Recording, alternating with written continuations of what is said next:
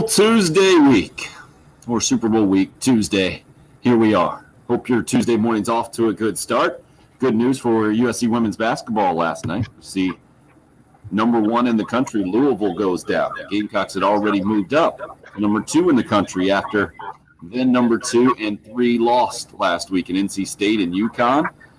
So, presumably, the Gamecocks continue to roll, continue their record-setting streak in the SEC. Maybe a number 1 ranking is right back in line for Dawn Staley and company, like they had earlier this year, like they had towards the end of last year, heading into the NCAA tournament, which just, unfortunately for them, didn't happen. Other Gamecock news yesterday, Carolina, Texas baseball, non-conference series. Wow, for us old guys. Patrick, I know this is way before your time, but 2002, the last time these two programs met, it was for the national championship game. This was back when the College World Series ended in one game, winner take all, and Carolina made a run in 2002.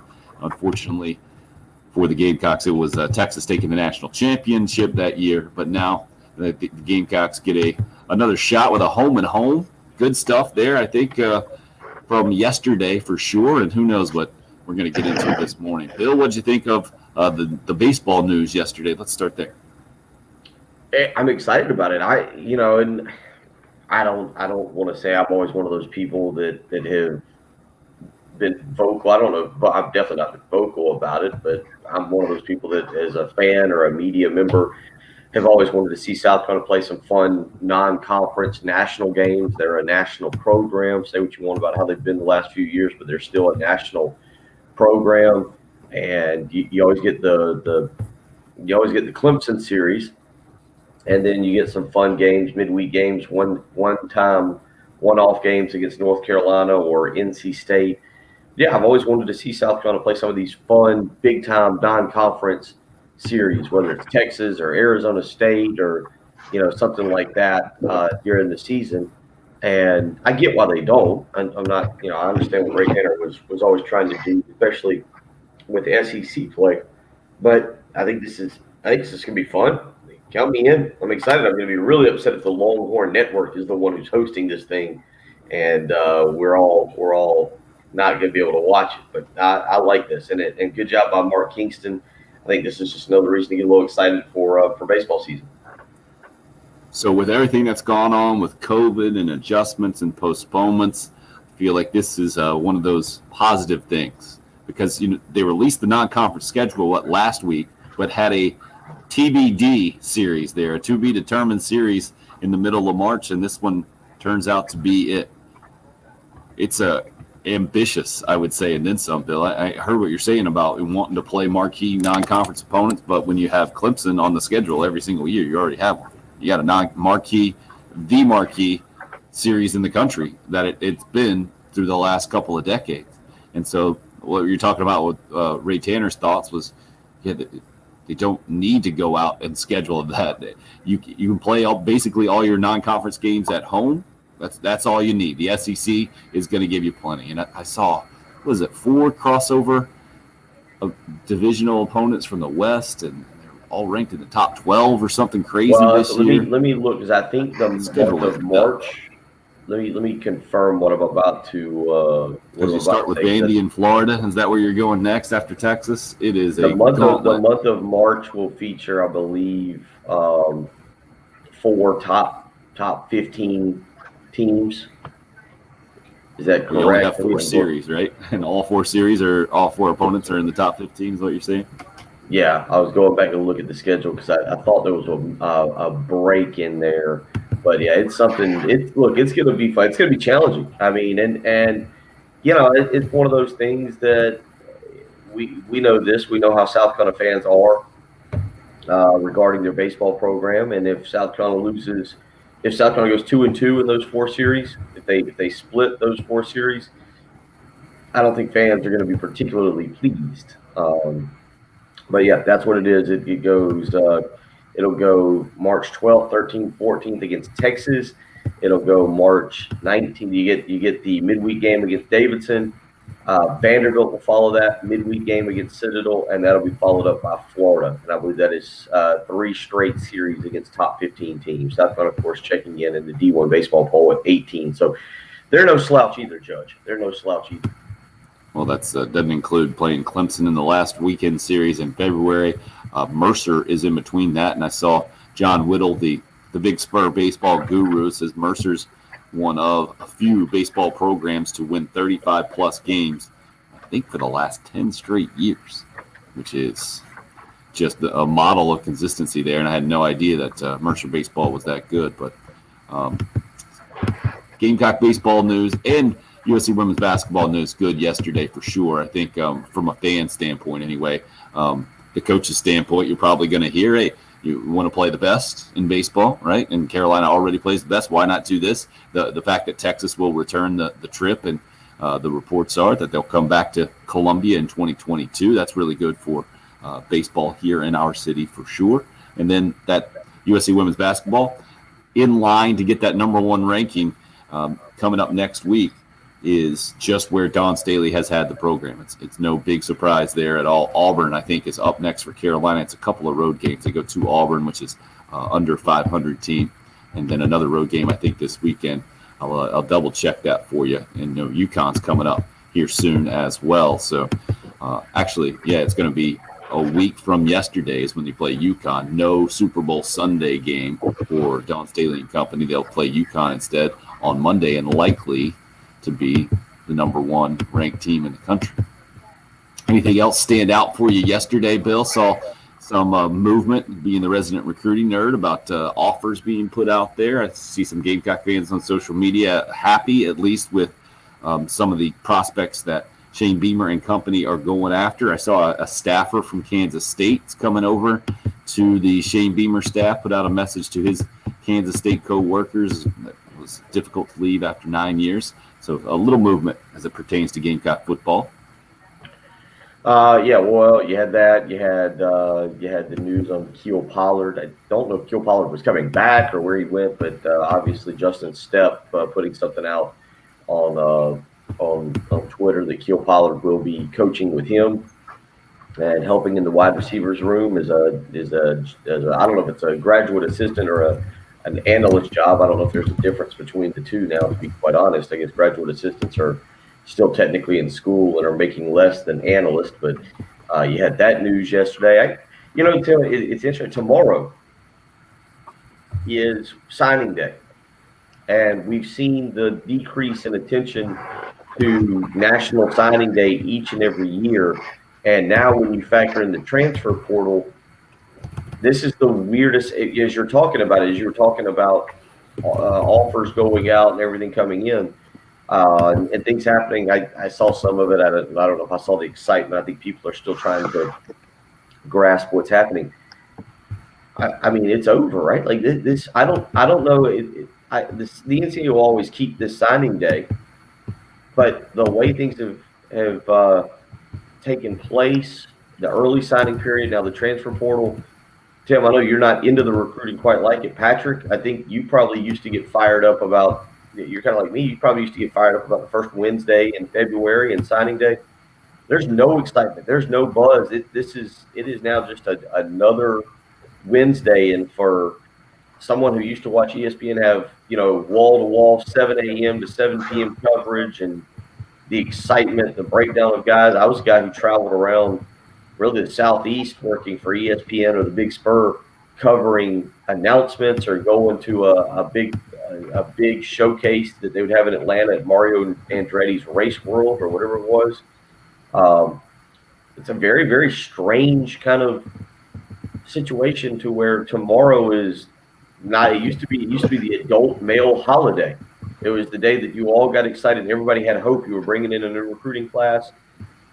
That's not even close to the case anymore. And it's not that rare, I guess, during a coaching transition that you have a class kind of pieced together or just different, right? But that was one of the reasons that we were given, or certainly one of the positives, I should probably say. One of the positives of hiring Shane Beamer when Carolina did. It was before the early signing period opened up. several weeks before then, before most college football programs who even had openings, some before they even had an opening. If they did have an opening, the Gamecocks filled it before them by and large. So you feel like you get a leg up there. But this is, to me, this is the product of two different things. First of all, where college football has gone in recruiting. We heard Will Muschamp tell us this, that it's been pushed back, and you have to develop relationships so early, and you give out offers so early that a lot of times these guys have figured it out or committed, and the programs have kind of slotted them in. Speaking of that, I saw where a prospect down in Florida, offensive lineman, I believe, has been pretty vocal about Florida yanking his scholarship offer 3 days before National Signing Day here, which is brutal, which we see every single year about this time, some isolated incidents around the country. But so you have the process getting started earlier, I feel like, and maybe even finishing earlier in a lot of ways. And then you have COVID combined. And that has made for very limited opportunities, I think, for Shane Beamer and this coaching staff to make any kind of movement for this particular signing day. But when you look at the transfer portal, that's, I think, how this coaching staff understands it's going to make up any kind of losses that it will suffer coming on signing day. Is that a fair way to look at it, Bill? Yeah, I mean, I think, again, the early signing period is still exciting. I think that's still a date, but I think what you're seeing now, and again, it'll be interesting to see how it continues to evolve, what the NCAA does with the transfer portal, if this is something that stays for the long haul, or if it's a 1-year deal. They're not going to do away. I mean, this isn't one of those old man speeches of, February, what is it? February signing day broken. We need to fix it or do away with it. It'll always be there. It's good for the kids. I think it's still good. But again, I think there's probably a lot of people out there who listen to sports talk radio, who listen to us, who are similar to you and I, Tim. Who, the February signing day was a pinnacle for college football season. It was the true turning of the page to the next season. All right, we've got our new recruits in. Now let's move past signing day and get ready for spring practice, and let's get ready for the following season. Hope abounds, and now just, I mean, there is zero to do with it. Part of that maybe for us is because I'm not even gonna pretend I have zero clue what Clemson's doing with signing day tomorrow, but South Carolina may land a guy or two. There's a linebacker, Tavarion Scott, out of junior college, who they're looking at. I think it's Ladarian Craig is a defensive back that they're kind of involved with. That's pretty much about it for what they're doing. Jordan Mosley, the wide receiver we talked about, is committed to Northwestern, and will be going up there to play with try and play with Ryan Polinsky or Hunter Johnson. Joko Willis, a linebacker originally committed to Kentucky, was a guy South Carolina thought they had a good shot with, is committed to Auburn. So we'll see. Not a lot there, especially with the high school players, but that's because South Carolina's gone out and filled their needs through the transfer portal, and we'll continue to see how that evolves. Matter of fact, they've got 3 spots. South Carolina has 3 spots open, and what you end up getting is a situation where they could choose to wait until after spring ball for a lot of schools to see who else hits the transfer portal and how they want to utilize those spots. So very strange just for me as a person who's grown up watching it. I see Carlton on the live stream saying, yes, he's looking forward to signing day. I guess he's talking about South Carolina State picking up a recruit from Ridgeview. But it is strange. I mean, isn't that sad? Yeah, a little bit. Yeah, I'm kind of trying to control my emotions. Not that many opportunities during the year where at 9 or 10 in the morning you can sit in front of your TV and watch something meaningful related to sports. It's like signing day, opening day on baseball. You can get things rolling early afternoon. There's not many other March Madness first day. It's kind of all you get. It's awesome. Yeah, Korean baseball. It's now Korean baseball. And Media Day used to be like that too. I didn't even watch a second of Media Day yesterday. I was going to bring that up. Yeah, the Super Bowl week is definitely different. You think we get the return of Korean baseball on ESPN this year? Oh, guaranteed. They'll fill some time with that thing. I was trying to think, the soccer people out there will say you get some soccer. I was going to say the British Open you get every now and again. You get nothing, no love for either one of those. Yep. Well, I do. I like. I guess I don't like because I only watch the final. But Wimbledon is always a big one in the summer for the family. Wake up early and watch that. But it's really just the Saturday and Sunday we watch the finals. Don't pay too much attention to the opening rounds unless Nadal's going to play Federer in a semifinal or something like that. But I mean, golf. Yeah, I like when I'm already doing something and I'm up early. Like having live sports on the TV is just a cool thing to have. So the British Open is definitely one of those. But you're right, few and far between, and from a college football standpoint. But I mean, we celebrate the SEC Media Days around here because it's kind of the first taste of football that we get in the desert that is the summer a lot of times, and that's just coaches up there at a podium talking. And I guess we didn't even get that last year because of COVID issues. So just making the adjustment is what we're doing here. Yesterday I did see it was some media obligations in the Super Bowl, but it was basically sitting down in a Zoom call, right? It was all maybe a fancy Zoom call, but that's what the Kansas City Chiefs and the Tampa Bay Bucks did as Super Bowl 55 continues on, unlike any other, where Tampa will be playing at home and hanging out at home, and Kansas City won't get there until much later than any other Super Bowl team I think has ever arrived at a Super Bowl destination later on this week. So we'll continue to discuss that. Love to hear some of your thoughts this morning. 803-404-6100 is the number. Gamecock men's basketball headed to Florida tomorrow. Frank Martin, I know, and company expected to discuss things with the media a little later today. That was a large part of our discussion yesterday after the disappointing loss at Vanderbilt on Saturday night, so we can discuss that. USC women's basketball. Again, good news last night as it pertains to the national rankings. Number one, Louisville goes down to the same NC State program that came to Columbia and beat the Gamecocks. NC State had just lost its first game last week to Virginia Tech, and then, or maybe just the other night actually, and UConn losing that same night as well at number 3 in the country. The Gamecocks were number 4, so those rankings have changed a little bit. Looks like USC women's basketball in line to be the number 1 team in the country yet again. They've got Auburn coming up next. Coming up next for us, who knows what's going to happen. We got to get it going here on the program. Again, 803-404-6100. If you would like to join, live stream is up and rolling as well. That live stream video on YouTube and Facebook Live. It's the early game. It's 107.5 The Game. The home of the Gamecocks and new head football coach, Shane Beamer. I'm a process-driven person, and we're going to get started day one, advancing this program and making it better. 107.5 The Game. I know it's cliche, but it's the truth. Welcome, Coach. February 2nd, it's actually Groundhog Day. You guys know that? We talk about that. You talk about a day.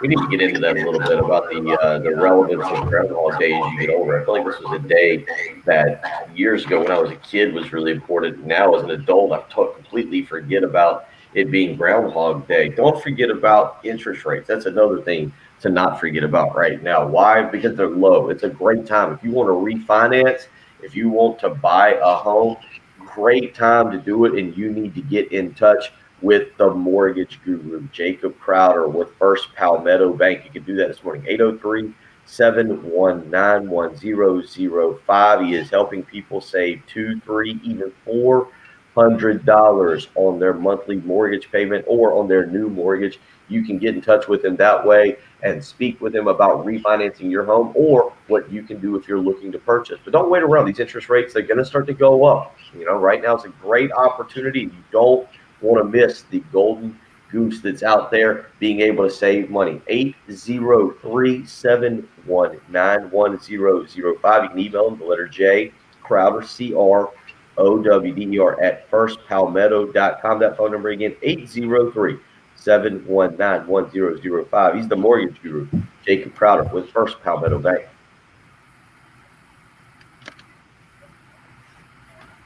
Oh, good call on Groundhog Day. My sister's birthday. I don't know why I happened to just see that. Needed to send my sister a little birthday text. There we go. Got it out there. Attaboy. Let me get some coffee. First year. It's like they're cramming a full year's worth of back into one of those All right. Where's everybody? It's that time right now. Keith always says February is the worst month for sports talk radio by far. Why?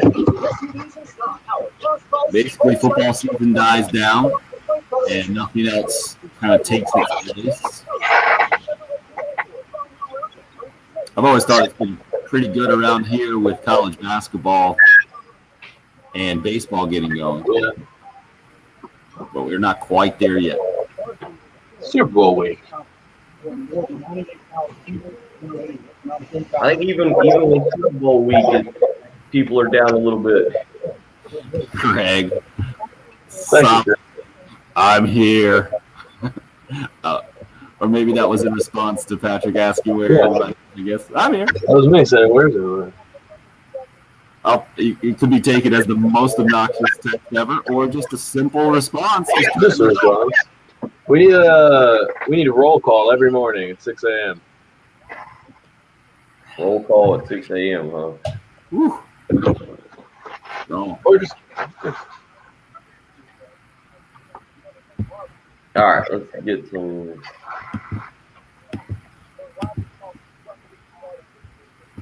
So, did you see Miss LeBron with a fan thing? yeah. You want to talk about it? I didn't see what happened. Well, It was just- he just got a fan kicked out basically for no reason. Well, not for no reason, but just getting yelled at. I mean, yeah, he was getting chirped, responded to the fan, and then his wife stood up and said, "Don't talk to my husband like that." And then LeBron tattled on the refs, and they kicked him out. And then LeBron got all tough on Twitter and was like, "Oh, courtside Karen was mad." Like, well, you did get her kicked out because you're a sensitive baby, but sure, act tough on Twitter. Cool. She was 25. An objective report from Patrick Perrette. I was gonna say that's Well, I mean, LeBron is just the worst. Wow. Objectively annoying. Great player. Objectively great basketball player. Objectively annoying human being. He's no let's see here. Early game, that's for sure. Oh, we gotta do our PSA to subscribe to the. Yeah, you know what? If we don't get help from the afternoon guys, we're never reaching 1,000. That is the wrong attitude. Wrong attitude, sir. We have gotten six subscribers since Friday. Okay. I don't know if 1,000 people will. I guess if you guys do have 1,000 people on Twitter. I don't know. Never know on Twitter. I don't know. All right, nice work, Christy. She's in as well. There we go. Not agreeing with Patrick. Good.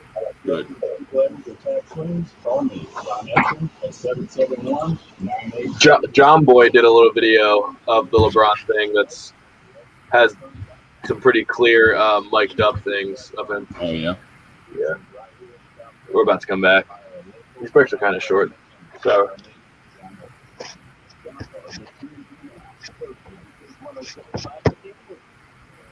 if we need it, we never played that Eagles coach press conference yesterday too, Bill. Dick Sirianni. Oh yeah, we got that too. What if you got me doing love coming out of this pro? Yeah. Love next.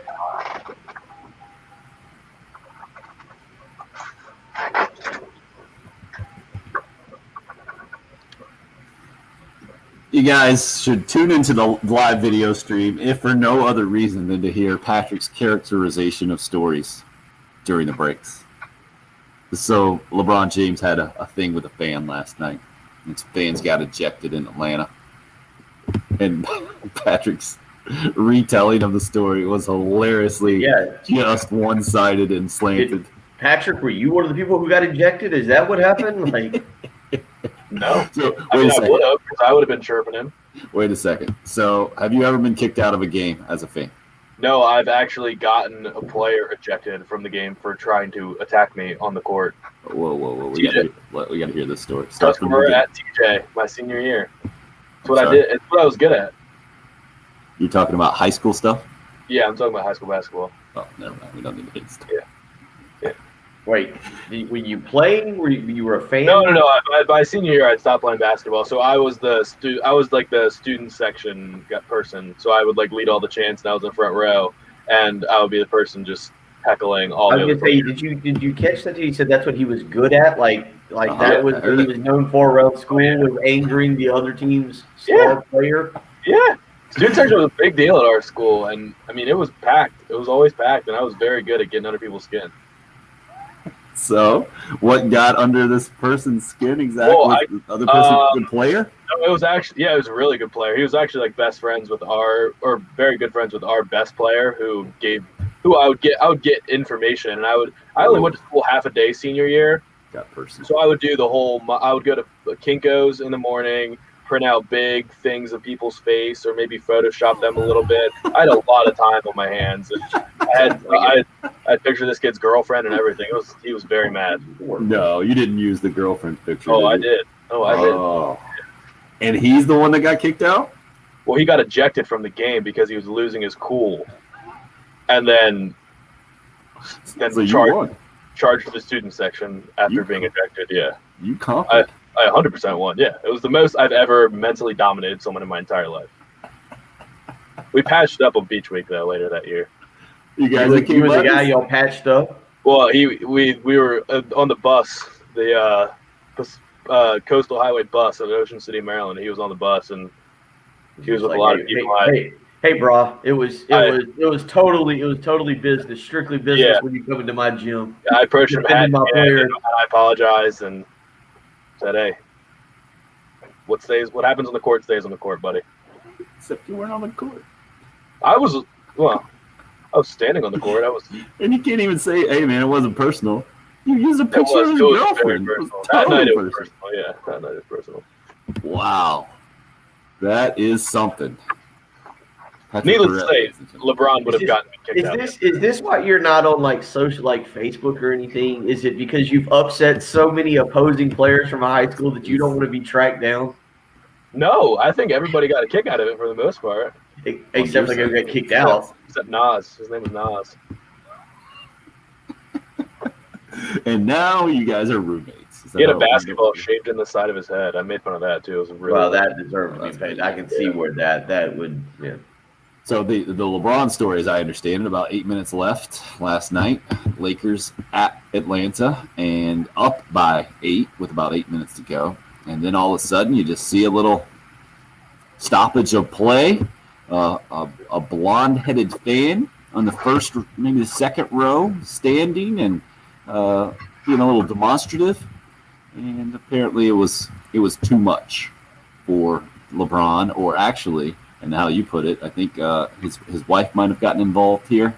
Well, or what happened here? So the blonde woman. Uh-huh. Initially, there was a guy apparently heckling LeBron for a while, and LeBron which started going. Turns out to be her husband. Is that right? Husband or boyfriend? I don't know what the relationship was. Looks like husband from what I'm reading.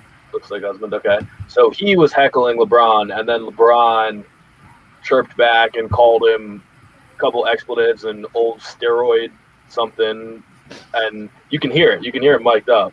Old steroid. So then she jumped up and was like, "You can't talk to my husband that way." And then he told her to shut the expletive up and sit down, and called her something else, Ranky. I think he called her Ranky.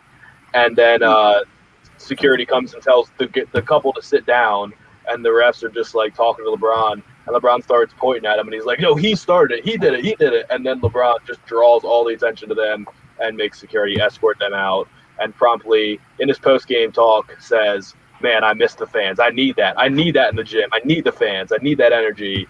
And then started tweeting on Twitter. That's a little redundant, but started tweeting about how blonde courtside Karen was mad. His exact words, I believe. I'm sorry. So Mad. I think he went double mad. Yeah, sure. Yeah. So yeah, he needed the fans there so that he could get really upset and have them kicked out. He's such a loser. He's so good at basketball, but he's so annoying. He's so bitter. I love it so much.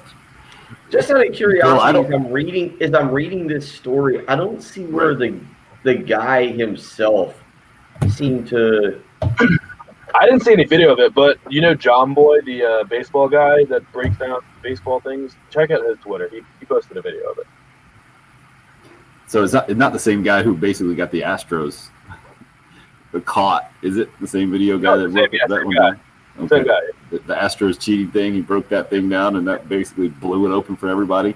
So, Bill, your problem with this, Bill, is that the wife is speaking for the husband and has totally kind of taken over things here. What's your I'm problem? reading the ESPN article about it, Right, same and it just, again, I'm reading the ESPN article, just scanning it very quickly because I'm listening to y'all. It sounds like I got a favorite quote here because apparently the wife, courtside Karen, who actually that's not her name at all. She posted videos. She's right. She put up the videos on social media telling her side of it, and she says her husband has been a Hawks fan forever. He's been watching the game for 10 years. Whatever. He has this issue with LeBron. I don't have an issue with LeBron. I don't care about LeBron. This is hilarious for some I mean, she's quite annoying, but she's coming across very annoying, and you're all right, LeBron. I don't know. I actually probably just reading the very quick scan of the ESPN article. It seems like dude relishes his courtside seats and being tried to trigger opposing players, and then he accomplished that, is what it appears. Oh, yeah. And then when he ended up losing in the long run, being ejected, his wife, I guess, decided to take it upon herself to defend her husband. It's quite a story here. Boy, we miss these fans in the stands, huh? I love the Lakers teammate. I've never even heard of this dude, Montrezl Harrell. You've never heard of Montrezl Harrell? Montrezl Harrell from Louisville? From Louisville, huh? I'm reading the name, and it's spelled. Montrezl Harrell started at Virginia Tech there. He finished at Louisville. I know. He was actually, here's how I know Montrezl. I covered him a lot. It was a huge, Montrezl Harrell was he came down to Virginia Tech in South Carolina. I don't know if people remember this. Harrell was a guy that Mike Boynton discovered early, and I covered him very closely because it looked for a long time like South Carolina was going to land him, and he ended up going to Virginia Tech kind of at the very end. But he was a really, really good, really fun AAU player. I mean, just incredible dunks and would Good block dominate last night. I'm seeing that. So, it looks like he was the very last pick of the 2015 draft by Houston. Now with the Lakers, averaging 13.6 rebounds. So a good player. I guess he did go. He didn't go to Louisville. I guess he went straight to Louisville. Didn't go to Virginia. I thought he went to Virginia Tech. See, this is Committed to play. Here we go. He committed to play at Virginia Tech, but after Seth Greenberg got fired, he was released and chose and ended up going to Louisville. So there we go. Okay, go ahead. Maybe that gets us into a whole Mike Young and different college basketball conversation as we roll on this morning. He's having a great year at Virginia Tech, but I guess somebody asked him after the game what happened. He says, "I guess that guy said something that rubbed the big dog the wrong way." Everything rubs him the wrong way because he's the most sensitive person on the planet. But that's neither here nor there. Did the Lakers win the game? I didn't even actually look at that part. I think they won. Yeah. 107-99. So they were up 8 at the time with 8 minutes to go. They ended up winning by 8. Just a classic night in the NBA. Now, doesn't this make you feel like things are getting back to normal? This makes me feel like things are getting back to normal, except that part of this article was that one of the fans got, it starts with 4 courtside fans, .. at least one of whom was not covering her face with a mask, were ejected from Monday's game between the Lakers and Hawks, following a verbal spat with Lakers star LeBron James. Well, so this kind of goes back. Bill, have you seen instances like this? Because we've talked about these things, especially in the NBA. Forget what was the one in Utah where the fan got kicked out or suspended and the whole thing. That was Russell Westbrook, right? Yep. Where it looked like Westbrook was crossing the line, but then it came out that the fan had crossed the line beforehand and the whole thing.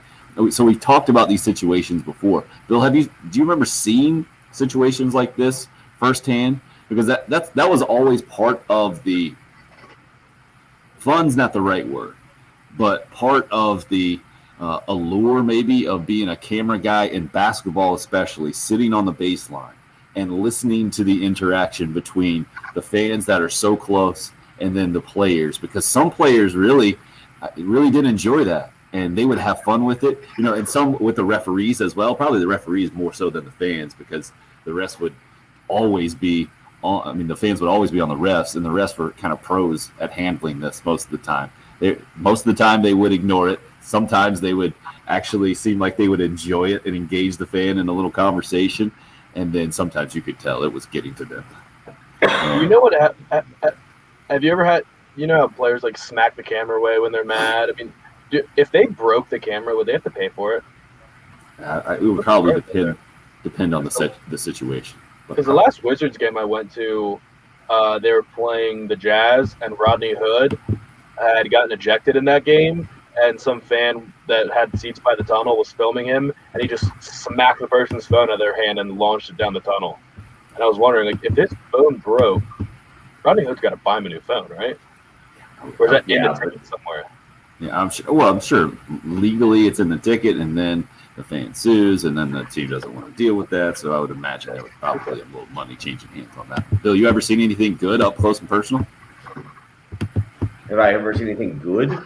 Yeah, fan interaction. Cool. Anything that stands out for you between fan interaction, player, coach, ref? Anything good? Yes, the answer is yes. Now, it's at the high school level and the AAU level. I don't think I've ever seen anything in college, or definitely not in. I've never seen it in person in pro, but there is certainly, you wander into enough AAU facilities, and I used to put on some events, and in Lexington, Patrick was talking about some things. Yeah, we had a couple. I actually saw this guy not too long. We actually saw him at the 107.5 The Game golf tournament. Corey Steele, who's a good friend of mine, a little bit older than me, would sit courtside. Not Corey Steele. I can't remember his name now. I'm going to have to look him up. I apologize, Corey. Corey was playing on the team. I can't remember the guy's name. Crazy Cat fan. Crazy Lexington fan is what we called. And we were playing Tony Kitchens in 96, I think. And South Aiken, and it was a big game, and he stood up, and they had just done, it was a Friday night game, and they had just done the state had just done a big piece on Tony Kitchens, and it had a huge picture on the front page of sports page of the state for Tony Kitchens. Sounds like somebody went to Kinko's. To start the fourth quarter, our fan who would sit at midcourt and just yell at the opposing team stood up and held up the state paper article and just started ripping it up and threw it on the court.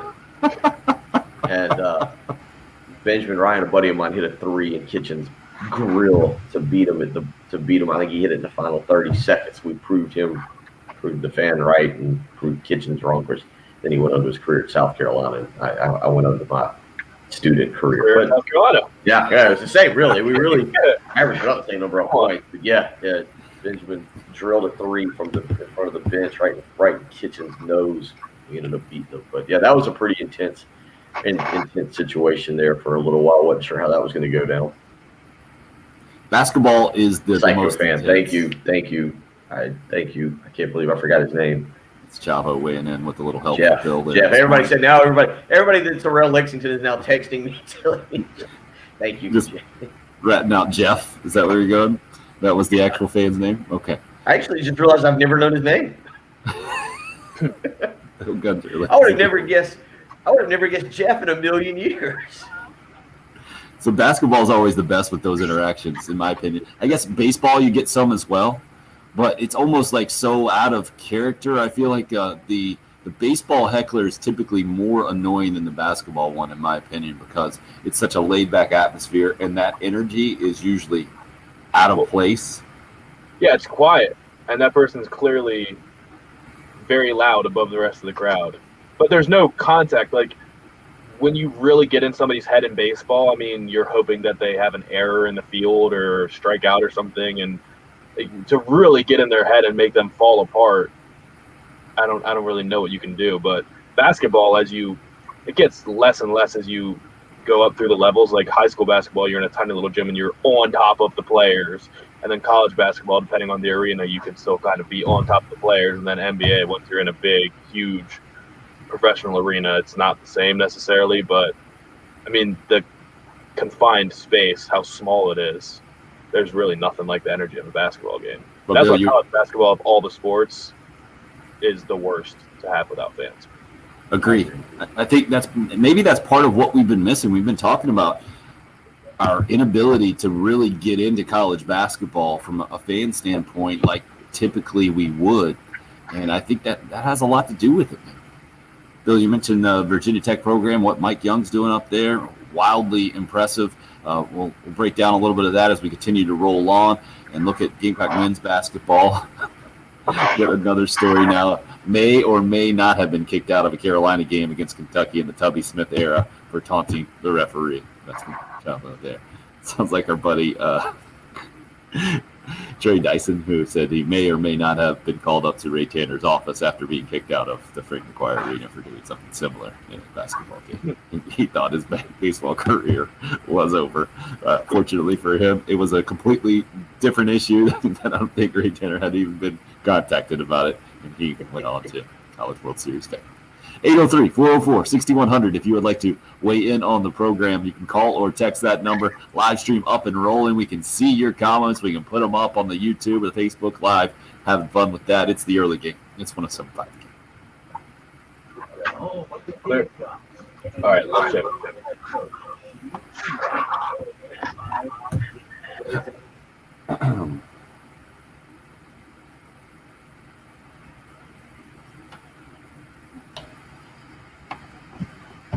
The month of February, for a lot of people, that means the month of love.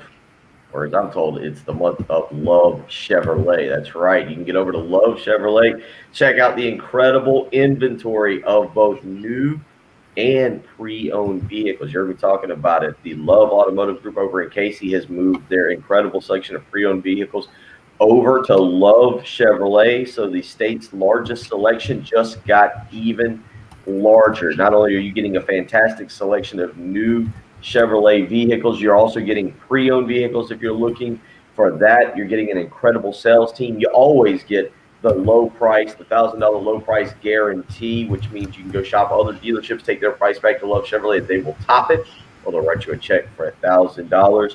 You get, again, I mentioned the sales team, the selection. Why would you not go visit Love Chevrolet, I-26 in Harbison between Lowe's and Frankie's Fun Park? So many great reasons to go visit them, from saving money to the incredible selection to just, frankly, an incredible experience when you walk on the lot. So don't wait around. Go visit Love Chevrolet. See what they do to make your heart flutter. It's the month of love. It's the month of Love Chevrolet. I-26 in Harbison between Lowe's and Frankie's Fun Park, or you can visit them on the web, lovechevy.com. Get out to Love Chevrolet and find new roads.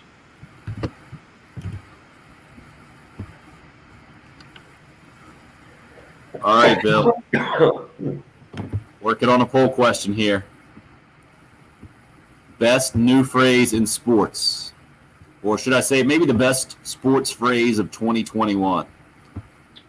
Got courtside Karen and couch coaches. You got anything else to add? Help us out here. I was reading that. What's your buddy's name? Clearly, me and this Chavo. We were clearly at Lexington at about the same time, because, yes, I remember that game when Mr. Everett got kicked out of the game. Saying something off the mic.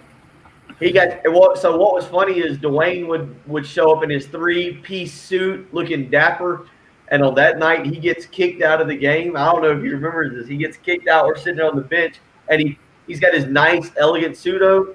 And he gets mad, so he puts on his gas station hat. I don't even know what it was, but it was clearly a hat he got at the gas station, and puts it on and grabs his briefcase and storms out and walks right across midcourt and goes to the other side of the court. But, yeah, I was there for that. Graduated in 98. Yeah, we were like at the same time.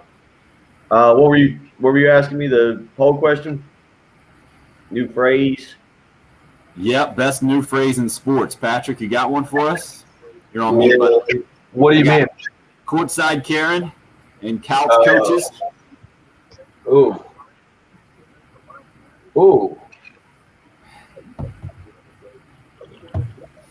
like something topical. Huh. Travis has got this. Might be the direction we're going in. I don't know how you do the poll question, but craziest fan interaction you've ever seen. Right. Well, we can just solicit those stories. I like Travis. He's weighing in here. He's got a good one.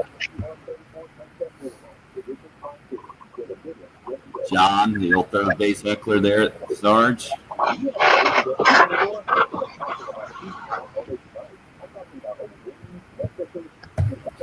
Yeah, surprisingly not a lot of news or things to go off of today. Yeah, a little quiet. Surprisingly slow. If you guys can help us out on the live stream, you got a new sports phrase.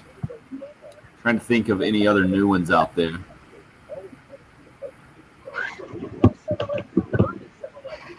Patrick, did you see that text message I sent you yesterday about that beer garden in Lexington?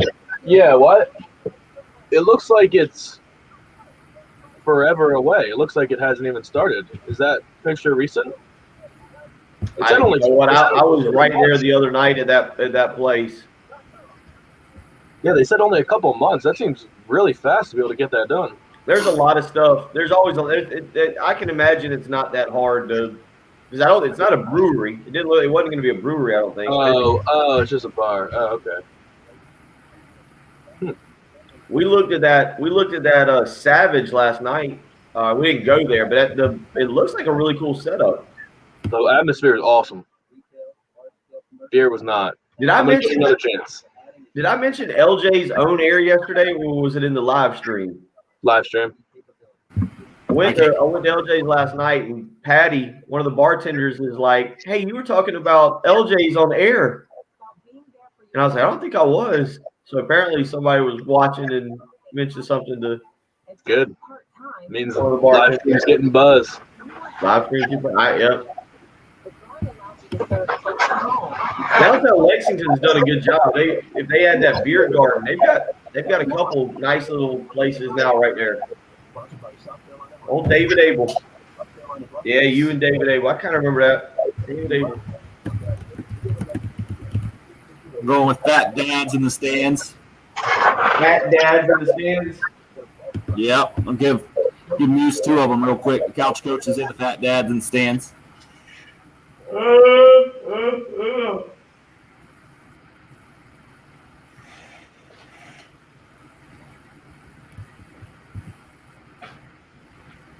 Is there anything on TV tonight? Thank you to LeBron James for kickstarting our conversation this morning. Lakers star in Atlanta last night, 8 minutes to go. Courtside verbal disagreement. Is that the best way to put it? I saw spat, and then I automatically thought somebody spit on someone else. So I don't want to say spat. There was it wasn't really an altercation or anything like that. It was just some discussion that resulted in. Who's the player you think everybody wants to heckle the most right now? Well, clearly, it sounds like Patrick's list starts and ends with LeBron James, but no, he's probably got a really long list actually. But I was going to say I feel like Patrick's got a bunch that he just kind of cycles through. But who? Yeah, I mean, I feel like Tom Brady's probably out there. LeBron. You can't do it in football. It just doesn't. It's not part of the game, right? Yeah, you can. I mean, you got to be right behind the bench. But I mean.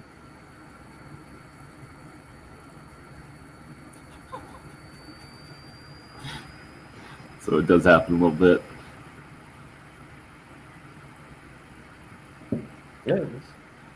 Okay. I mean, football's a little. It's louder. You don't have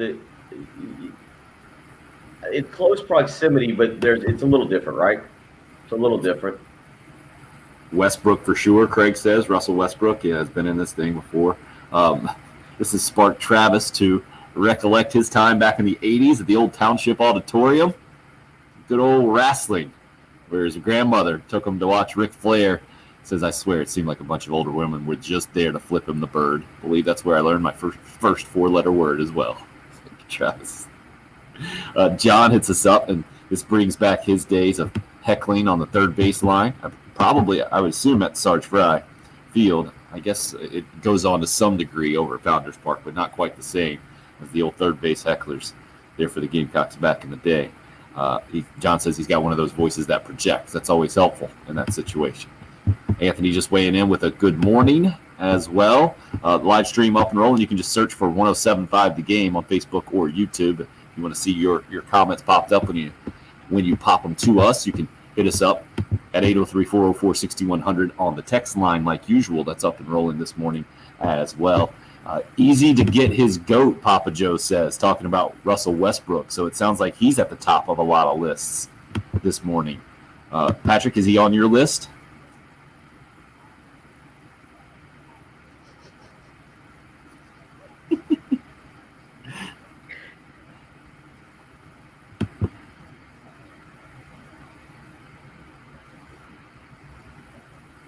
A lot of you are agreeing with Patrick. Chaz, LeBron will never be considered the best player of all time unanimously, no matter what he does, because he whines more than Napa Valley. Hi-yo. Chris says Patrick's on point about LeBron. He's just a whiny baby.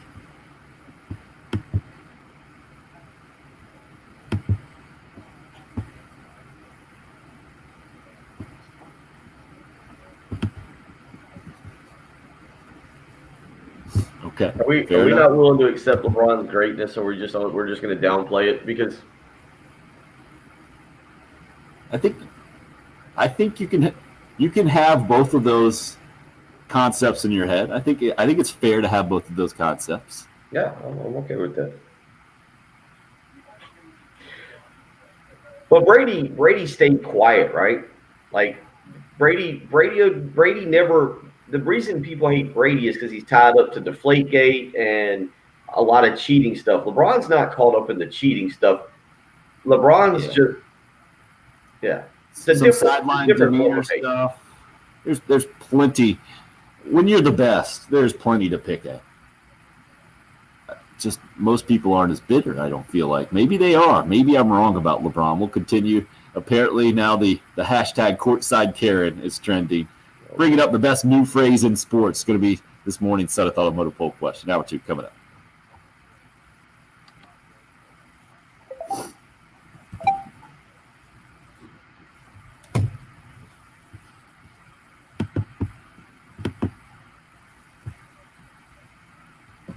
That's a good lie from Charles. Players are physically superior, but mentally inferior.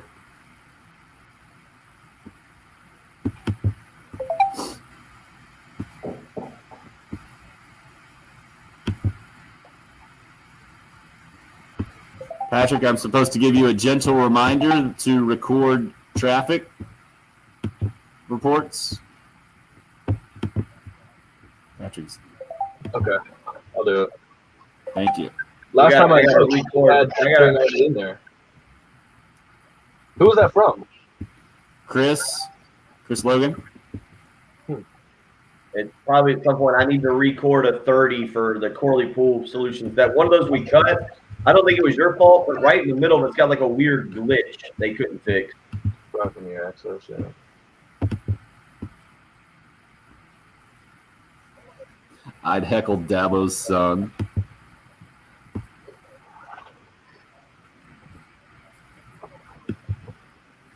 Bill, have you listened to the Bill Burt podcast, the Bill Burt podcast? No, I didn't. You know, I've never got.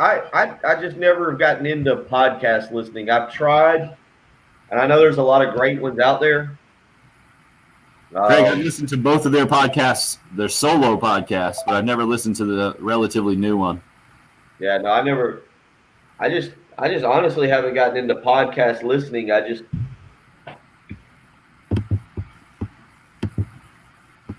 If I go to the gym, I guess the times that I don't know when I would really have time to listen to it, to be honest. Like in the car, I like to listen to music, but I went and got my oil changed Saturday, and it was the first time I got my oil changed since May. And it's just because of the lack of driving. You know, you think about it, we don't drive downtown every morning now. I haven't traveled. I haven't done near the amount of travel that I typically do. So I'm not in the car. You know, the longest trip I take is out to the kids' elementary school in Gilbert.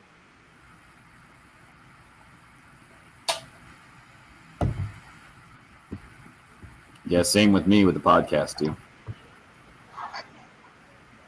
Yeah, I think David's mom is it Quavo? We calling him Quavo? Quavo? Chavo. Got it. Yeah, I think his mom sells insurance. We're not calling him the screen name. I'll go back and listen to it. I got to get the kids today from school, so I got some time in the car. Go sit with all the house moms, the housewives, in the school pickup line. All right, Patrick. One phrase in sports. We can come up with one more phrase, can't we? Arm talent. No, it's not new. And preferably about a fan, right? So these are all about fans. Courtside Karen, couch coaches, fat dads in the stands.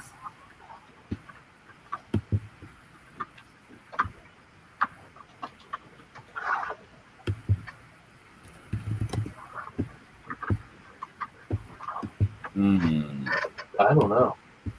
Got nothing.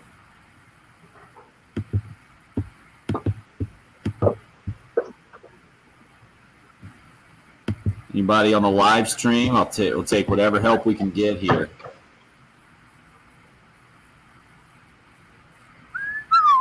I'm racking my brain for something football related. What's that?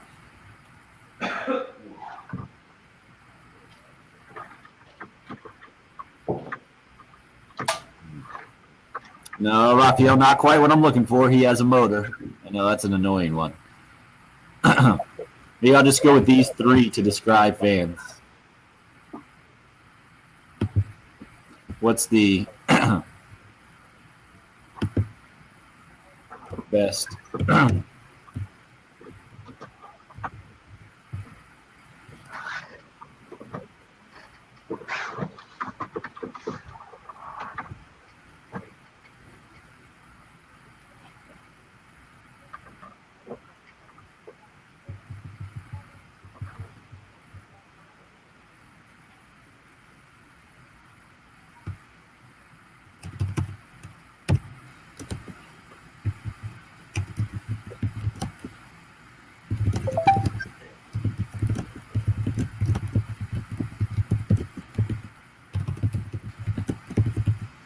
I'm going to change it to what phrase are you using first to describe sports fans?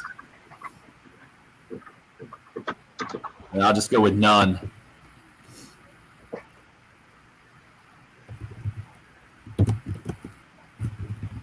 You guys okay with that? Sounds good to me.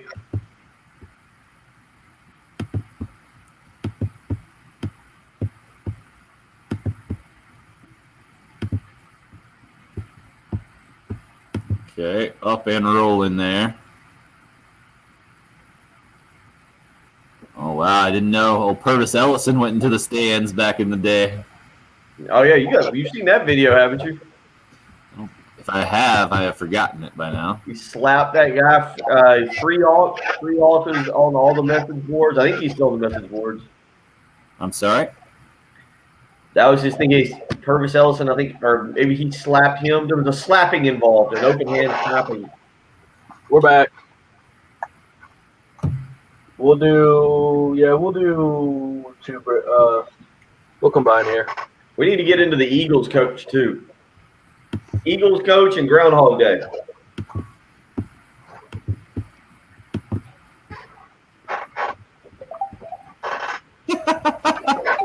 Java almost beat up Gamecock Jesus one time. I think so did Phil Cornbluth one time.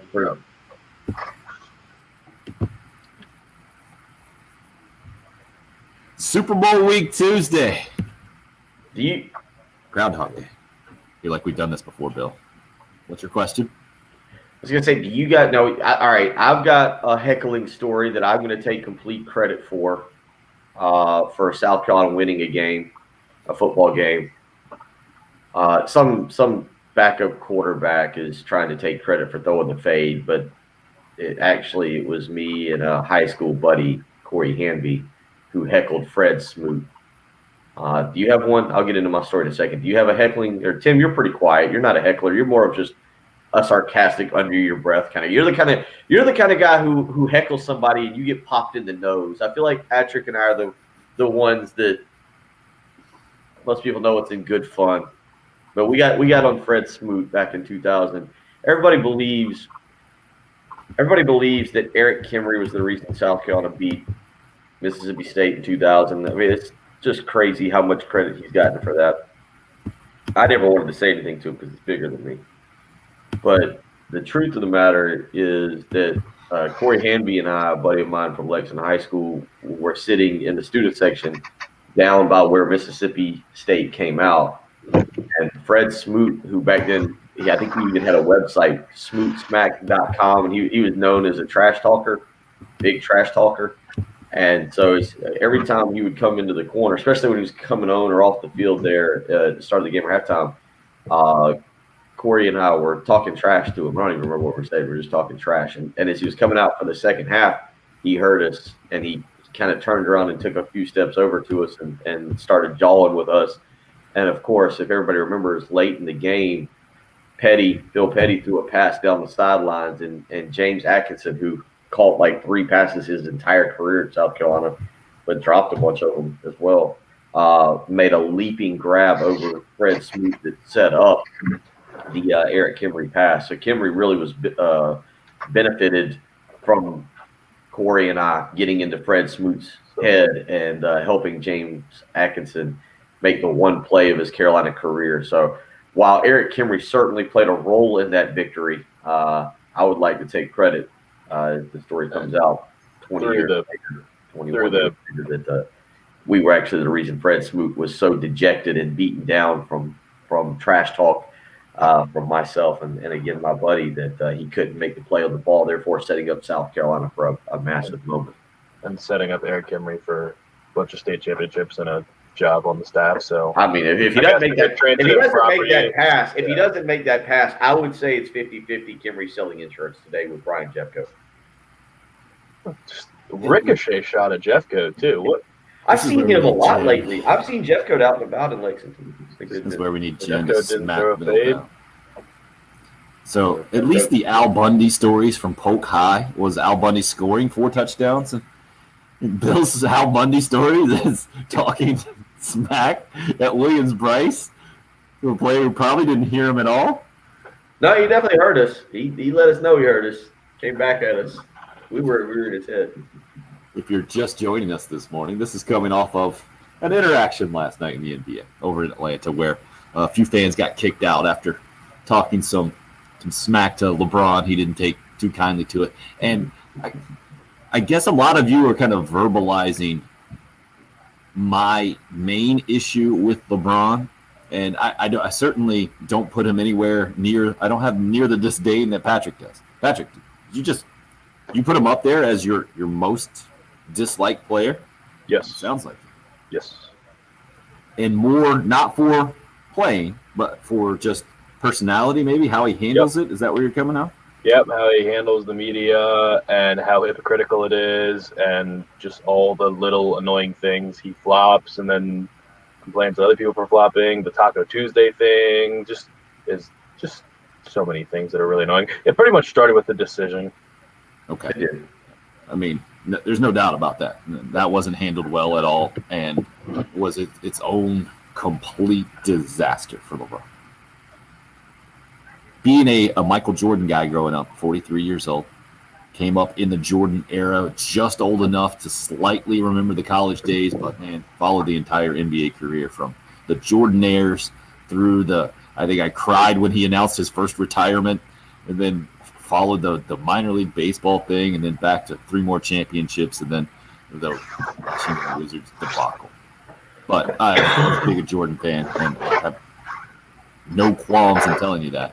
But I do. There is something in my brain, and I have this discussion with my kids too. My 7- and 5-year-olds, they're all into sports these days, and I recently busted out my old cards, and they've taken a liking to those. So they're into old players for some reason, and asking me, "Is this guy good? And what about LeBron compared to?" That we were having the discussion the other day about the greatest of all time, and I know that discussion is very played out, tired. It has been discussed many times. Chris has tried to get that thing going again this morning and sent us his top 5. It says LeBron's not even in there. I told my kids, like, I think Michael Jordan's the best.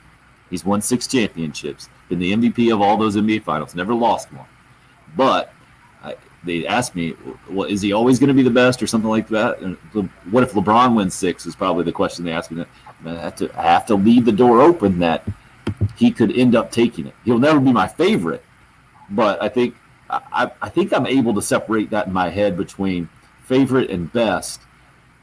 I guess some of you, or maybe most of you out there, kind of keep those things together.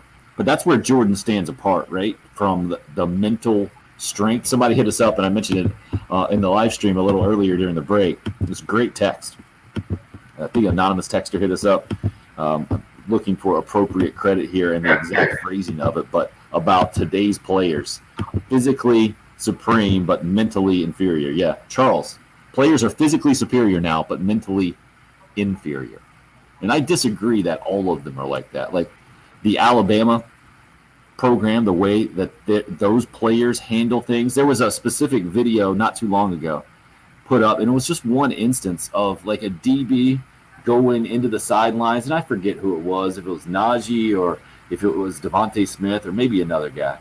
And the DB clearly gave him a little extra something on the sidelines and then got in his face. And the Alabama player might as well have been a robot. No reaction. None. And that was the point of the video clip on social media. And basically it was, this is what champions or mentally strong players and athletes do. They do not even acknowledge that another player is even trying to get into their head, or another fan in this instance with LeBron. That is one of the things that I will always give the edge to Michael Jordan over, I think, probably any other athlete out there. Just the mental edge that he had and the mindset, the mental fortitude and strength. And that's one of the issues I certainly do have with LeBron James is, I don't know what it is, like pride or ego or whatever, but I've never even thought about it that much until today's discussion. Bill, what's your outlook on LeBron from that standpoint? Because I don't think I've ever heard you say anything anywhere near where Patrick's coming from. Patrick seems to be pretty clear about where he's at with LeBron and his attitude towards others. Well, I think it's multiple things, to be honest, with LeBron. I think that there's the sports in general now. You didn't have it with the Jordans and even the Jeters. I think we all appreciate our players who kept their private life kind of mysterious, right? Now, whether that was because there was no Twitter or no Instagram, or you didn't have the ability to basically tweet at them, get we kind of talked about that. I mean, we just had a president where it was 50-50, man. You could have tweeted at the president, he might respond. Right? Like, you can definitely tweet at the South Carolina head basketball coach, and there's a good chance he's going to respond. Yeah. You've never had that kind of access. Social media has changed not just the way fans can interact with their heroes, or not just you can interact whether you want to go at them or whether you want to thank them or praise them or whatever. Social media has, in a way, brought us all closer together. You didn't have that. You couldn't do that with Michael Jordan, and I put Derek Jeter in there as a guy that I think was polarizing. Alex Rodriguez certainly was polarizing back in the day.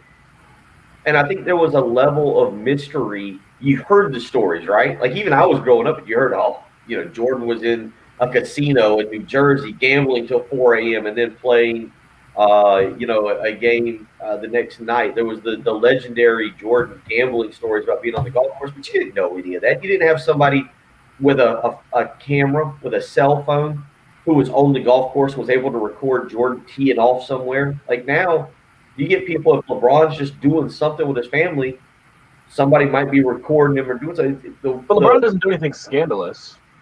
He does things that are annoying. And but I mean, like, I think a good point of that, and so this is the next part. Jordan did Space Jam, but it's one of the most awkward movies. Like, right, it looks like Jordan got suckered into doing it. It looks like Jordan lost a bet and had to do a movie. because the acting is just it's like he went in with like, all right, I'm going to give it a shot, but I'm not really here to be a great actor. Whereas it looks like LeBron wants to soak up some of the LeBron's Hollywood. actually good, done well in movies. He's got a personality. Yeah. Jordan Did had you a hear what personality. Patrick did there? He was about to pay him a compliment, and then he Back changed down. it. He's actually good. He's done well. Let's not call him good. I'm not gonna call him a good. I'm not gonna call him a good actor because all he's done is play LeBron James. I've only seen him in 2 things, and he's played LeBron James both times, so it's not like it was really acting. But You need to see he some was range. good in movies. Yeah, Yeah, he needs. do something else. He's gonna need a real good rom-com. Well, where and one he's- of them is Entourage, where he's just like talking to Vince for a second, and it's like, okay, well, all you did was just pretend to have a phone call, so well, whatever. But anyway, I think that's part of it. We see athletes. We can access athletes. I do think there's something to fans, man. I don't think you had fans back in the day at NBA games that were this aggressive. I think there's become a level of entitlement from fans who have courtside seats that they can just say whatever. Yeah, that's for sure. I That's- don't even know if what was said was that bad, or just the fact that this situation, there's nobody in the gym, so it's it's louder. pretty much impossible to not hear it and block it out. But yeah, just the way he handled it, everything he does is so contradictory and annoying. Like, he says, "Oh, I needed the fans there. I needed that energy," and then talking trash on the woman when in reality he got his feelings hurt and had them kicked out. It's like, dude, you can't have it both ways. And just dumb things like, I don't know. I'm not even gonna get it. I'm gonna get riled up right now. Thank you. May as well. But Patrick, you do admit that he's in a no-win situation, that he is set up for people to dislike him because he's so good.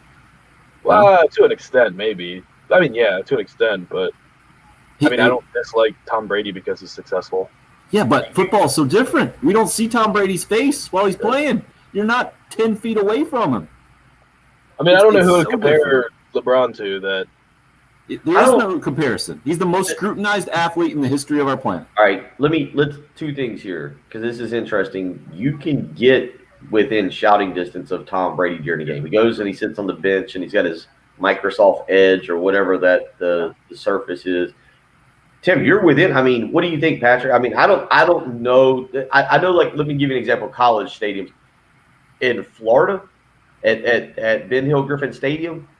That sideline, like the fans are on top of the players. I remember being amazed by that the first time I ever went there, how close fans are to like the actual sideline where the game is taking place. Like the distance between the sideline and the wall to me was wild. Whereas at Williams-Brice Stadium, you've got a significant difference. It's a little bit harder. You got to be a little bit louder. But let me also point this out. With those fans, you're not in the best seats, right? Like those aren't the most expensive seats if you're right behind the bench. It can be a little hard to see. You're raised up a little bit, but you're still having to look over everybody. The courtside seat in NBA or college basketball is the pinnacle seat in sports, right? Like there's no seat. There's nothing in the NFL. I guess if you have the Jerry Jones suite. I mean, even in basketball, I'm sure some people prefer suites.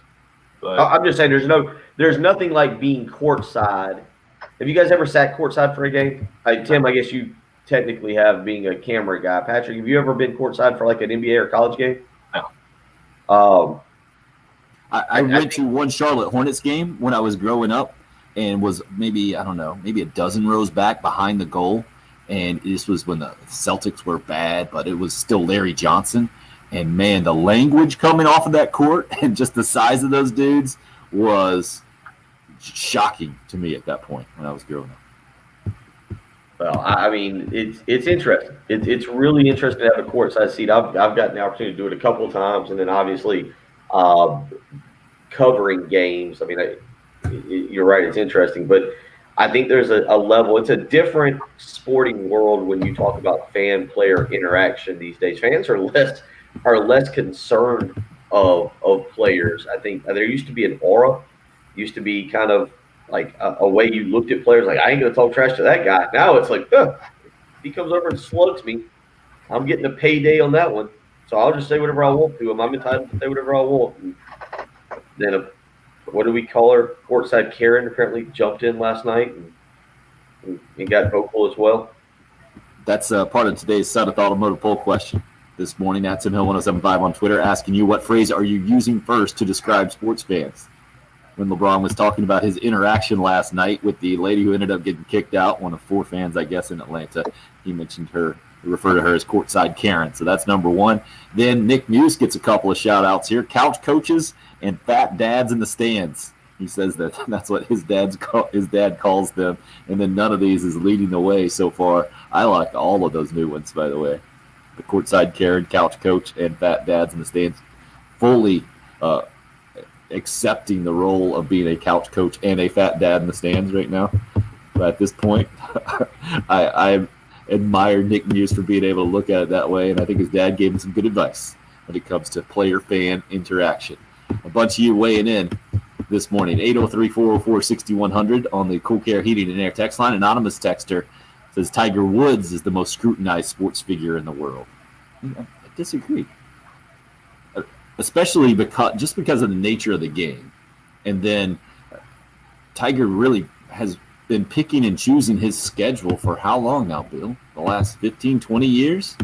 He plays in fewer events or just maybe more exclusive events, and I don't think it's quite the same thing. Now, obviously, he got into a different realm for sure with his off-the-field issues, and that's a whole different discussion and a different type of scrutinization, I guess. But just from, and I know Tiger was on a little late night show famously back when he was 3 years old, right? So from that standpoint, he's been in the spotlight a long, long time. But I just think it's a much different spotlight LeBron James has been in since high school when ESPN televised his high school games at St. Vincent de Paul, I think it was, up in the Ohio area, and then we all do. There are a lot of Saints involved in that one. We have to admit that LeBron James has done the best at handling that scrutiny that we've seen.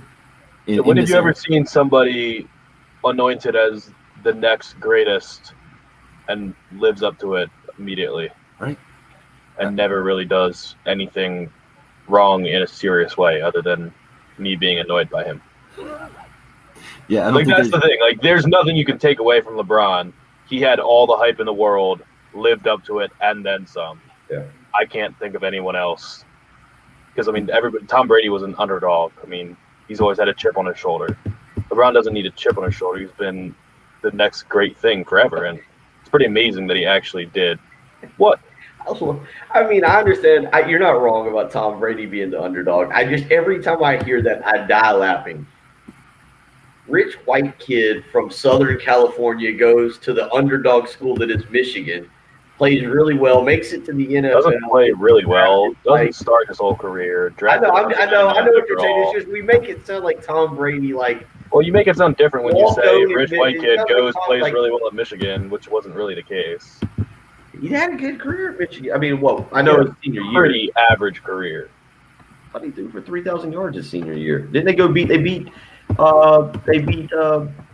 Alabama in a great Orange Bowl, 35-34. Split time with Drew Henson. We're going to look up those stats. Michigan stats, Tom Brady. Bill's brought him up already. I'm not picking on you. I'm not picking on you, Patrick. I do that. Well, I wouldn't accept it if you were. You're not. I would reject it. You're not wrong. I know what you mean by being the 7th round pick or whatever, and not starting for years at Michigan. But I always find that funny that we make it for 2,400 yards. Junior, 2,200 yards the senior season. 2,200 touchdowns, 6 picks. Probably had an incredible running back. That's when Michigan was churning out running backs left and right. Biaka Batuka back then? No, Biaka Batuka followed Tyrone. Wheatley? Yeah, Wheatley, right? Followed. I want to say he might have. Yeah, we'd have to go back and look. We're going way down a rabbit hole. There's no need to continue. Anthony Thomas. Yeah, very good running back. I think that 2000 Orange Bowl or 99 Orange Bowl. I can go back and look at the stats for that game. But anyway, I understand what you're saying about Tom Brady and not. You're right. He didn't have the same.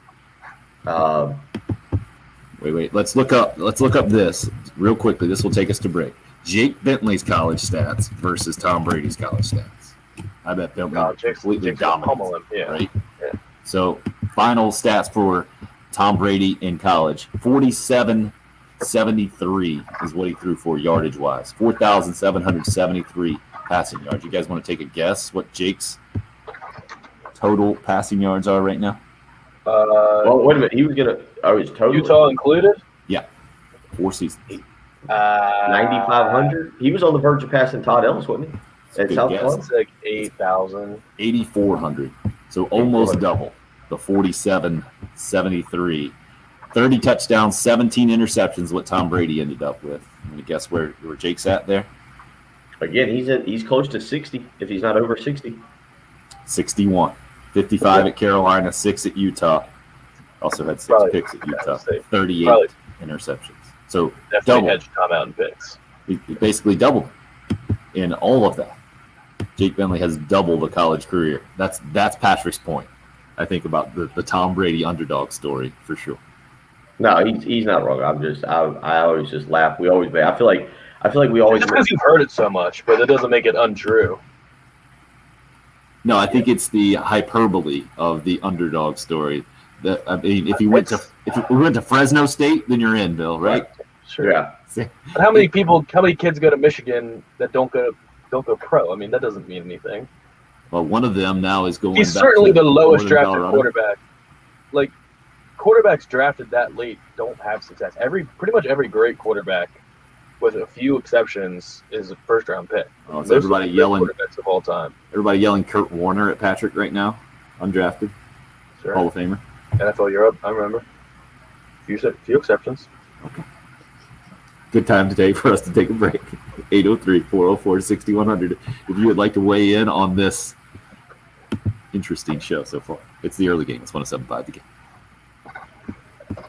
Clear.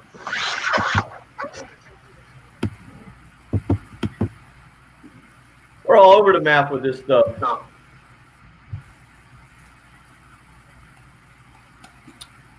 Patrick trying to tell us something there? Or was that you, Bill? No, it's not. In sports, does that make you an underdog? We always make it sound like Brady was. How did he ever make it? All the odds stacked against him. Just never had a kid. No resources at Michigan.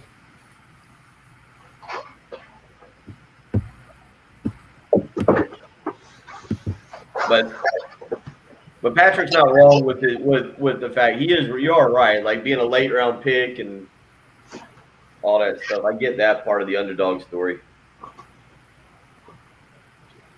One texter gives us, have you seen the pictures of Tom Brady's physique? That's what I was laughing about. Oh, yeah.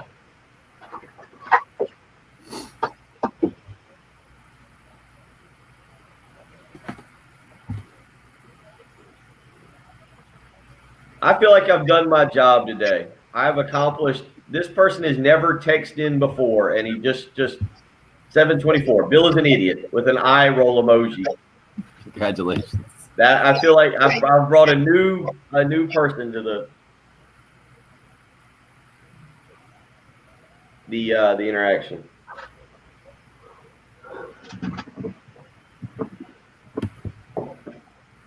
Somebody had a good one. I can't remember if it was here or on the text line. I was going to ask y'all if fans are allowed, whenever fans are allowed to come back to the golf course, how much do you think they might heckle Patrick Reed? Right. I'm equally as confused by the tweet. I want to find someone to love me the way Patrick loves Tom Brady.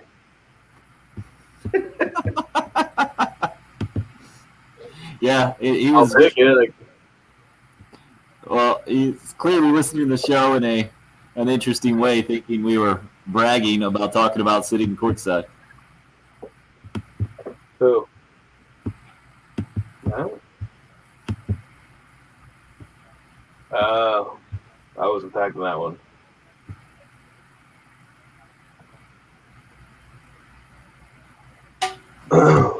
Teddy tells us that Gamecock Larry heckled Pearson the other day. It was awkward to hear. In what way? I wish the skimmer worked. I'd go pull it. Skimmer is not working again this morning? No. Are you sure? Yeah, doesn't even open. It says the site can't be reached. Oh, 6 more weeks of winter? Maybe there's a new link to it or something, but the bookmark I have for the skimmer does not even open. Bloody serious? All right, I'll send you a different one.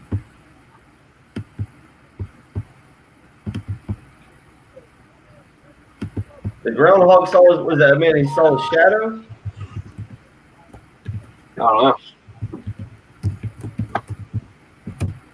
I've never once watched the groundhog or even paid attention to it. Waddy just said, but you have seen the movie Groundhog Day, right? Yeah. That's really the only thing I can. Same here.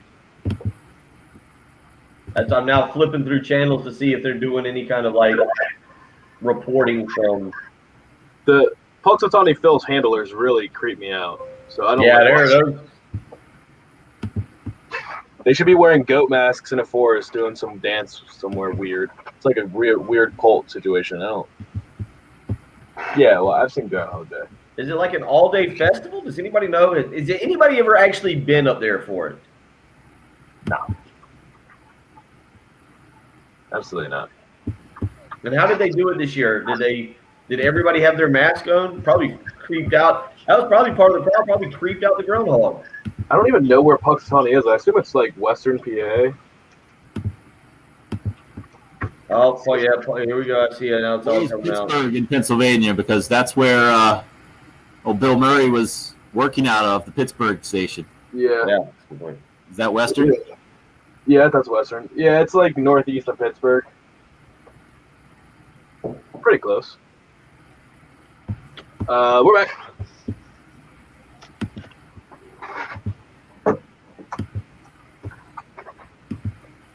You're up.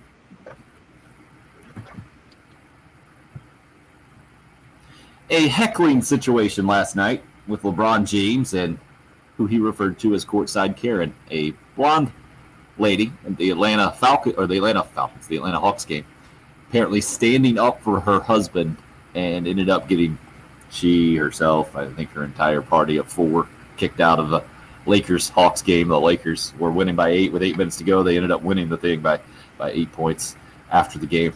LeBron James referring to her as courtside Karen. He did say, Patrick, that he didn't think they should have got kicked out. Does that not help? Or are you saying that's part of him being a hypocrite? That's just exactly what he does. Gets them kicked out and says, yeah, I don't think they need to get kicked out. Hey, ref, go get them. Oh, wait, don't kick them out, though. But what is he supposed to say afterwards that would satisfy you? Well, No just, comment? I mean, I won't like it, but just say, hey, yeah, they were heckling. They're being really obnoxious. There's no place for that. So there's nothing that he could have said that you would have liked, right? Well, I would have said that's a lame move, but I would at least wouldn't be calling him a hypocrite. So the best LeBron James could do in his post-game comments is to have you just dislike him and Well, the not best he could do is not have 2 people kicked out of the game. Is just ignore it. That would be best. I don't disagree with that. This heckling discussion, Teddy D says, it reminds me of the Seinfeld episode when Newman and Kramer heckled Keith Hernandez. Someone that is climbing the list of being heckled by fans is Patrick Reed. That dude has issues. That is a really interesting point that Teddy brings up. Because of all the sports where heckling can be a thing. I mean, this is classic Happy Gilmore, right? Heckling doesn't happen in golf. Bill, does it? Have you ever been in a golf tournament and heard a heckler? I've never Never heard a heckler. No. I mean, And you've heard the fortunate enough to go annoying to a bunch of guy. Masters. You know, we've all heard the annoying guy. You know, when they get the there whole on guy. a par 5, 742 yards, and somebody tees off, and drunk guy who doesn't understand the game of golf yells, "Get in the hole!" Well, he understands. Right, buddy. He just wants to be that guy. That would be amazing. I think golf would totally expand in popularity, let's say, if you actually had some of that.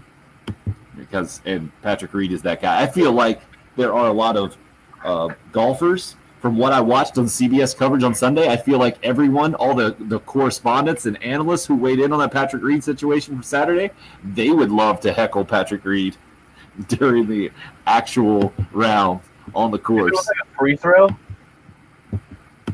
if there was a shot clock and hitting every golf shot was like shooting a free throw in an opposing gym, golf would be the #1 sport in America. That's what would do it. I think that would do it. Yeah. I am surprised as I saw that text about Patrick Reed, and it does make you wonder as fans are allowed to start returning to the course. You are surprised you don't see more interaction, because that's the next sport where, outside of sitting courtside in basketball, you can get basically within arm's length of the player. Right. I mean, you can, obviously if somebody pulls their drive into the woods, you always see the race to get over there to stand around it. I mean, you can be within 4 feet, 5 feet of the player itself, and to just make a smart comment. Imagine the evolution, because we've all seen Tiger Woods and other golfers just from a camera snap, right? Right. The slight noise of someone taking a picture, and the reaction is like a bomb went off behind them sometimes. Just like it was the absolute worst thing that someone could do in the glare, and then the caddy gets on them. Imagine the evolution if golf goes all the way to heckling during that, during shots. I'm all for it. I'm always that Happy Gilmore mindset of get the crowd going. Come on, let's hear a little noise. Let's get it going a little bit. Like, that's the great thing about the Ryder Cup. So in Ryder Cup golf, I feel like you do get some sort of, it's not quite heckling, but you do get the very partisan crowds, right? Where they don't boo you if you make it and you're on the other team, but they're certainly not giving you the polite golf clap most of the time. They are pulling for their team only. I think golf use a lot of that. Philip weighs in on the Cool Care Heating Air text line, and I only bring it up because it's this week. The Waste Management Open is this weekend, and he says, "Is there heckling on the par 3 out there on number 7? Is it 17? Oh yeah, they brew bad tee shots. It's not. It's not. It's different. I was gonna say that's more of you. I've seen that. I never took that to be exactly what it was with heckling.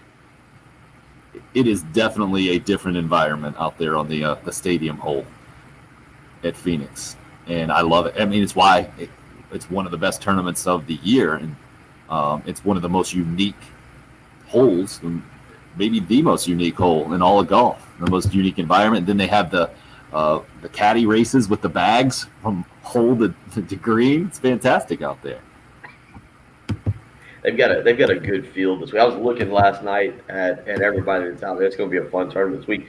That's kind of with the turning of the page. You got we talked a little off air. It's just kind of a slow sports night last night. Obviously, you didn't have men's or women's basketball for South Carolina. It's a slow signing period in terms of what may happen tomorrow for the Gamecocks. But this weekend, between the Super Bowl and the Waste Management Open, and then you get into South Carolina, the women's team trying to get the #1 spot in the rankings, and we'll see what the guys do here as they continue on through the season. But it should be a pretty good sports weekend between the Super Bowl and the Waste Management Open. I think those two are the things I'm most excited about. That Waste Management Open is pretty much strictly because of the stadium hole that you're talking about. A couple of you weighing in with some specific heckling instances, and Teddy D just wanted to let us know that Gamecock Larry called in to heckle Pearson. We're all for that. On 175 beginning. DT hits us up, says, my best/worst. Seth Beer a few years back, Clemson slugger, was in his ear in right field, DT says, making fun of his hair. He hits a home run, comes back out, stares at me, takes off his hat, and pulls his hair back like he's Ric Flair. So it's his best because he feels like it had an effect on him. It's his worst because it clearly had the opposite effect, I think is what I'm getting from DT there. I understand, yeah. A lot of you weighed in as well about the old third base hecklers at the Sarge and how unique that was. Trey says heckling's an art. If you do it right, they got to laugh and respect you. When Ben Simmons, LSU star, came to Colonial Life Arena a few years ago, I got to make him laugh because I told him, wow, your team's so bad, it looks like you're already trusting the process. He says LeBron James needs to suck it up. And that first part, heckling is an art, is tells me a lot about where Trey's coming from. We had I think an anonymous texter hit us up a little bit earlier saying that he used to go to games with a buddy, and the buddy was a heckler, and it was just cringeworthy, and he couldn't do it anymore.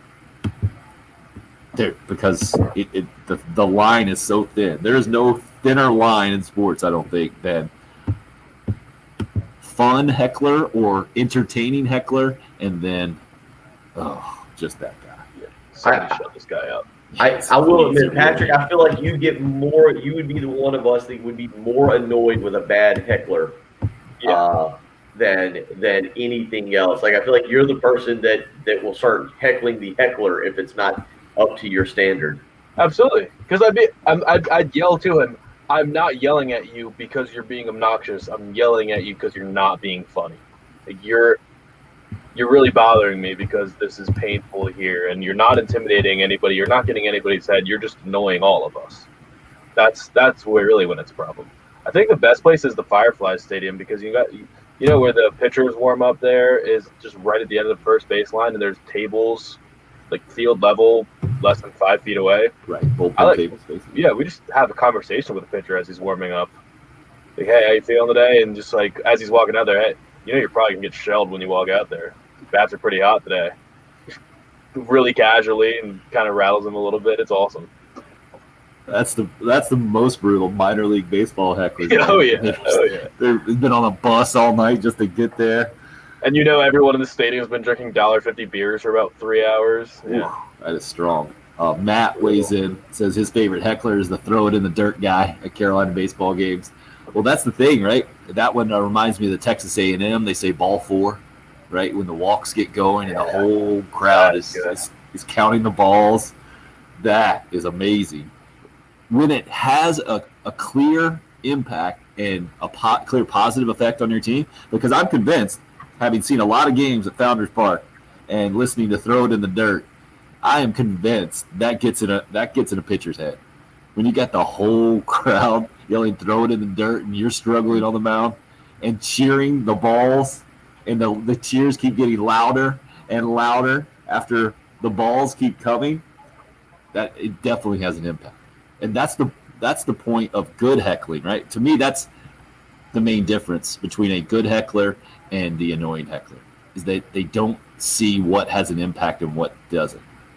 And if it doesn't have an impact, that doesn't stop them. They just keep going and going and going. And it just is. Max says, I heckle the guys that heckle complain at the refs because they don't know the rules. He's like the official heckler. Hot Sauce Ross says, the worst are hecklers at a football game. No one can hear you except the innocent people around you. I hope Hot Sauce Ross heard your story, Bill, about you taking credit being a heckler right before the fade was thrown 21 years ago at Williams-Brice Stadium.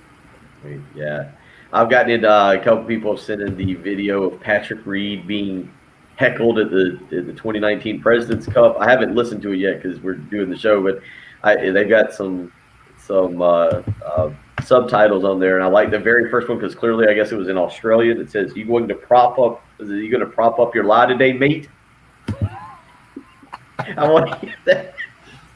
Nothing like a good Australian heckle to get the morning going. Oh, man, co-pilot.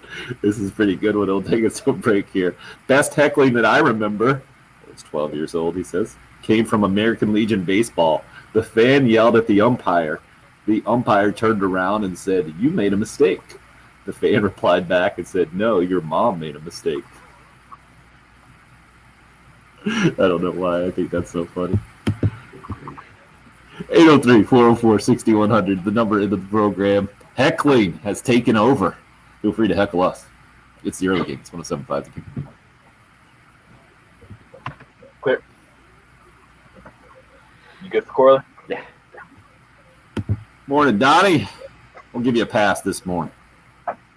Oh, it is fun. It's fun to heckle people. It's fun to sit in the stands, and it's not so much fun if you get heckled. I mean, I've admitted it's on my Twitter page. I'm thin-skinned. I don't take well to it. If you heckle me during the show, usually I just want to go lay around and relax, maybe cry a few tears. Best place to do that, to go over and lay in someone's pool, float around for a few hours. But if you got a messy pool, if you got a dirty pool, I'm not laying in your pool. You better have a clean pool year round. Pool maintenance is important, especially with the summer coming up. You got to keep that thing maintained, not just for me and when I need a little therapy, but for your family. You've worked hard. You come home after a long day on the weekend. You don't want to have to go to the pool store and buy chemicals that you're unsure about to clean it. You need to use a pool guru, an expert. You need to use Tracy Corley. You need to use Corley Pool Solutions. Give them a phone call today, 803-445-8109. The important thing about having a pool is being able to use it when you want to and when you're ready. And pool maintaining is a year-around process with Corley Pool Solutions. They'll do a weekly pool service. They'll talk to you about what you need to do to make sure that when they're not there, that it stays in good shape. But they are on call and ready to help. They've been around since 2001. Tracy is an expert in the field. He and his team make sure that when you're ready to hop in the pool, it is clean and ready to go. For a flat fee, they will take care of you. Give them a phone call, 803-445-8109. Again, why would you not use an expert? Keeping your pool maintained can be a tedious process. Again, you got to go to the store. You got to buy chemicals. You got to make sure they're mixed correctly. It's not fun. You need to have an expert taking care of your pool so that when you and your family are ready to use it, it's ready to go. 803-445-8109. That's Corley Pool Solutions.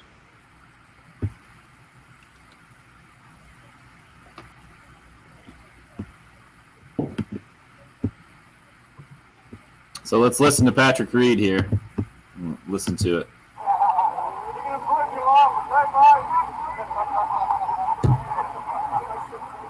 Patrick, you ready today? Patty carries 14 clubs and a 14 clubs and shovel. a shovel. It's pretty good.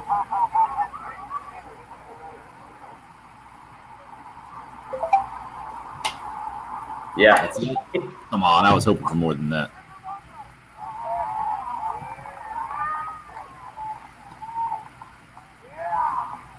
And Reed rips it right in the bunker. In the bunker, yeah. And they go nuts. That's awesome. That was pretty funny. I like that one. You got to wave to him or smile or something. He didn't do anything. Oh.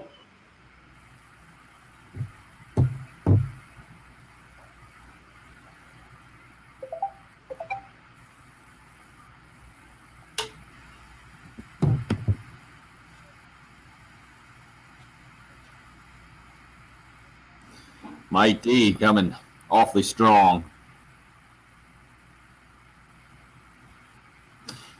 Has a complete text about politics, and it says, I think politics should stay out of sports. I think I see something called the sun out there. I haven't seen that in a couple days. What a concept. Well, you mentioned one thing about being heckled, and everybody takes you up on it.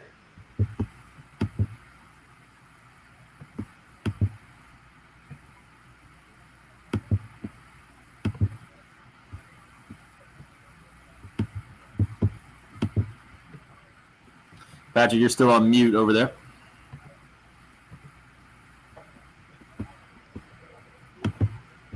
Nice one.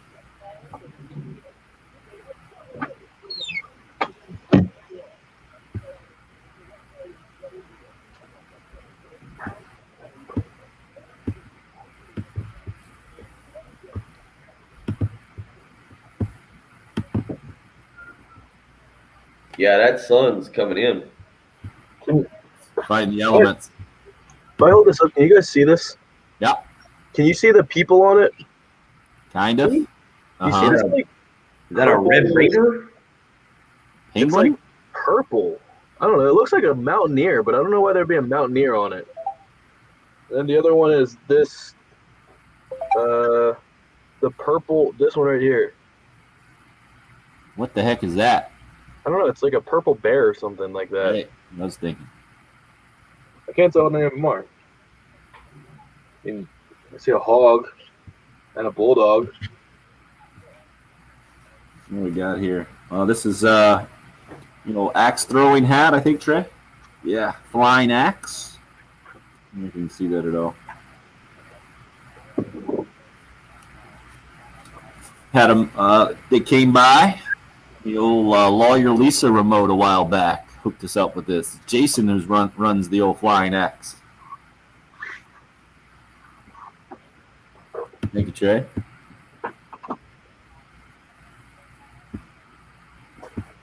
Oh man, I hadn't seen them in a while. I guess. Oh, that is a great idea. Jeremy's got a great idea that I think we should add to the our golf tournaments.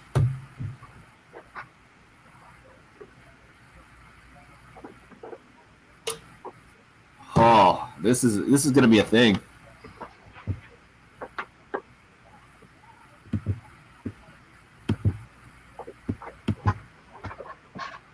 You see it, Bill? Jeremy? Uh-huh. yeah, that would be. I mean, a smart idea for them. I don't think too many guys would agree to it. Who's them? What are you talking about? No. Oh, I'll tell you in just a second. I think he was thinking about doing it for us. Yes. Jeremy's talking about doing it for the pros because nobody. No, that's not going to happen. I'm Nobody stealing cares for about- us. Nobody cares about us. Oh. You're up. Jeremy, I don't know if you meant this for us. I think he did, though. No way. Yeah, I don't know what you're. Well, Jeremy's. I'm with Patrick Okay. on this. Let me read it for everyone. Everyone can decide for themselves. Jeremy hits us up, Pool Care Heating and Air text line this morning, 803-404-6100. During the break, we just played the Patrick Reed President's Cup from 2019, heckling. It's just a couple of guys where you can really hear them, and it subtitles them talking about propping up your lie, and then why do you make your caddy carry 14 clubs and a shovel? And then he hits his tee shot, and someone yells, "Go in the bunker," and it goes in the bunker, and the crowd goes wild. Pretty good. This is coming from LeBron James and his interaction with a heckler that he referred to in his post-game comments last night. He got a couple of hecklers got kicked out. He referred to her as courtside Karen. It would be an amazing idea, Jeremy says, to have a charity golf tournament where the fans could talk / cheer / distract and even heckle the players. Once the players let go, you would really get a sense for who has the most personality and has the most fun. What a way to gain more fans. So I think you're probably right at the end there. Once the players get into it, I think is what he's saying, the actual pros, then they could gain some more fans. But I want to steal this for our 1075 The Game golf tournaments. And We don't have fans though, dude. we'll just have Patrick, hold on. We'll just have one hole where we will encourage people to come out and gather, and that will be the heckling hole. It's got to be a par 3, right? Closest to the pin with hecklers. Yes. Around the Good idea. tee box, you heckle on that hole. I think that's what we got. We're going to have one. This, I believe, March 12th is the date we're set for over at Windermere. Bill, you in? I mean, I'm only going to hit one tee shot there. I mean, I'm going to play. I'm not going to heckle. So, I mean, that'd be fun to have to do. But I got a feeling. Just a punishment for if you skull it. I don't know. We can come up with proposed punishments. I just think it would be fun for everyone to congregate at one hole and see how people handle the heckling. I got a feeling because you get different personalities in these golf tournaments, man. You got guys taking it ultimately seriously, and then you have guys who can hardly put a sentence together because they have not been taking things seriously most of the day. you're gonna have the beer cart there, because I feel like by the end of the afternoon that could be a loose goose of a hole there, kind of like the stadium courts. Of course, that's all part of the allure, I think, of the. So the Patrick heckling doesn't really. encouraged Patrick hole. plays golf, but I think he would rather be the No, heckler. Is he going to does hit not. up Kinko's before? Like, is he going? I don't play golf. Patrick doesn't. He played golf one time because I made him play with us. All right. And no, I don't think Kinko's will be involved here, quite like his high school days of heckling. It's a different type of heckle, right, Patrick? So you guys aren't nearly as excited about this idea as I am. That's what I'm hearing. All right. I want to hear more about what Clemson Steve just sent in on the text line. What happens here? You want Tell Says everybody. if I'm watching my team and they're playing badly, my wife heckles me. It's a lot of fun on game day at my house. Well, good news. Given that you're Clemson Steve, I don't think you haven't gotten heckled much lately, but it sounds like a rough household over there. I mean, that's actually the best, though. Well, I guess husband and wife's a little different, but like, when I watch NFL games, if the Redskins are playing the Eagles and my Eagles fan friends were there and we score a touchdown, I mean, I'm taking it out on them. And I'm like, why do you suck so bad at defense, as if they're actually the ones that allowed us to score? And that's just how it goes. Mark's in on the text line. He says he's in for the heckling hole at the golf tournament. This is going to be a thing. And no, Mike D says the 19th hole. No, this has got to be part of the actual competition, how everyone handles it. Would love to heckle the non-athletic Bill. That's just rude. Just rude on the text line. I know, we've really gone. I made one mention about being heckled, and people have really bought into that and are making an effort this morning. Randy says, I was at an Atlanta Braves game against Milwaukee right after Ryan Braun came back from his suspension for using performance-enhancing drugs. The entire stadium chanted, cheater, cheater, at every one of his at-bats and anytime the ball was hit to him. It was epic. It does sound like one. I was reading yesterday, there was a thread on social media, just describe a random time you're at a stadium that something interesting happened or unique happened. And my buddy Scott Eisberg, who does the ABC station down in Charleston TV, mentioned that he was at a game where Darryl Strawberry made his return to Shea Stadium, and the entire stadium was chanting Darryl, like they typically did back in the day. And it was current Met Darryl Boston who hopped out of the dugout and waved to everybody. They went back in. The crowd went nuts. Love it. Feel free to hit up the show with your specific heckling stories this morning. And no, we will not be repeating the one we just got about a high school basketball rivalry and a line to the referee there, Mark. That one is off-air material only. That's part of the heckling story that we have to do here on the radio. Justin's in, date and time. He's coming to the golf tournament to heckle. I love it. I'm going to go against you guys here. We're going to get this thing going in hour number 3 here on the early. Quit.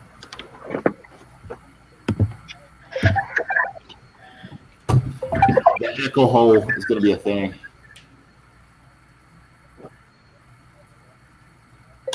No. Good call, Trey.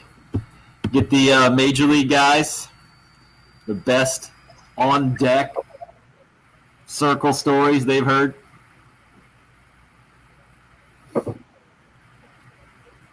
Craig goes with the keg and fireball shots. Okay, that'll get things going real quick, Craig. Yeah.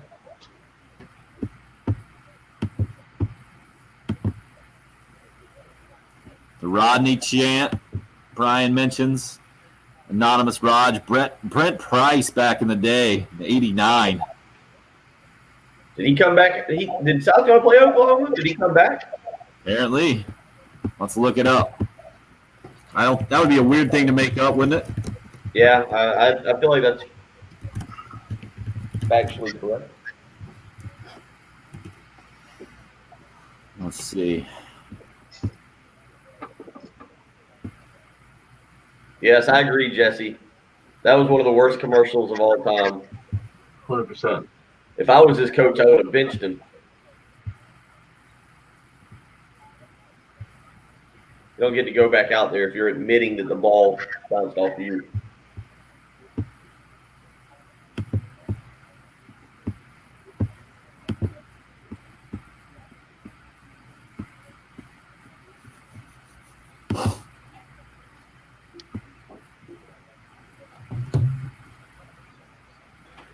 Oh, I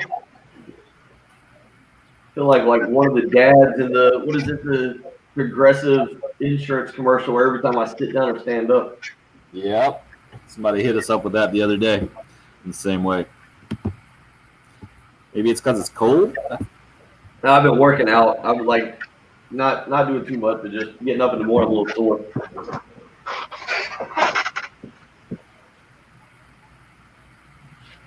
Got the personal text line going here. The personal text line? Yeah, with the Patrick Reed one.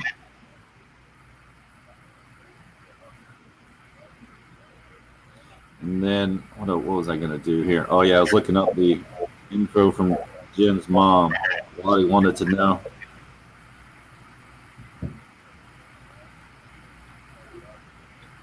You got to mention 6 more weeks of winter. Punxsutawney Phil, he's being heckled right now by a bunch of angry cold people. So she is improving, Waddy. Blood pressure, heart rate still an issue right now, but she's still telling Jen, and I think Jen and her sister are up there with her, that they need to get going. It's getting slick out there, so she's improving is good for sure. But still battling, and all prayers welcome and encouraged there. Didn't know Jen's mom broke her leg, I think it is, and in the hospital up in Chicago. How much time we got, Patrick? 2 minutes. A minute. A minute and a half. A minute and a half? Yeah. Oh man, Reg just hit me up on Twitter. In college, we would totally Facebook stalk Clemson outfielders and use their girlfriends' first names in the heckle. That's taking it to another level. Patrick, that wasn't you? We did that for club lacrosse games. Oh my gosh. That'd be brutal. Club lacrosse games, you could bring coolers. They were the best. And you were standing on the field. Maybe during the next break, I probably need to put on some different clothes, but I can take the computer outside. Y'all can heckle me as I try and hit a golf ball. Beautiful. Probably need Good morning. something Morning, in my huh? pajamas. Well, now I'm sure you're going to change clothes a few times. Make No, sure you get. I'd prefer to have. I mean, I don't really. Should say that. Plus, I don't want to hit a golf ball by house. Got Gamecock Larry. All right. He's excited to talk about. He's going to yell at us. Talking trash. What are the odds he remembers what he said to Pearson? Not good. We are combining breaks again here. Yep. And Yeah. you're Zero 840. S. 840. 8:40. Okay. Am I done for the day? Yeah. Yeah.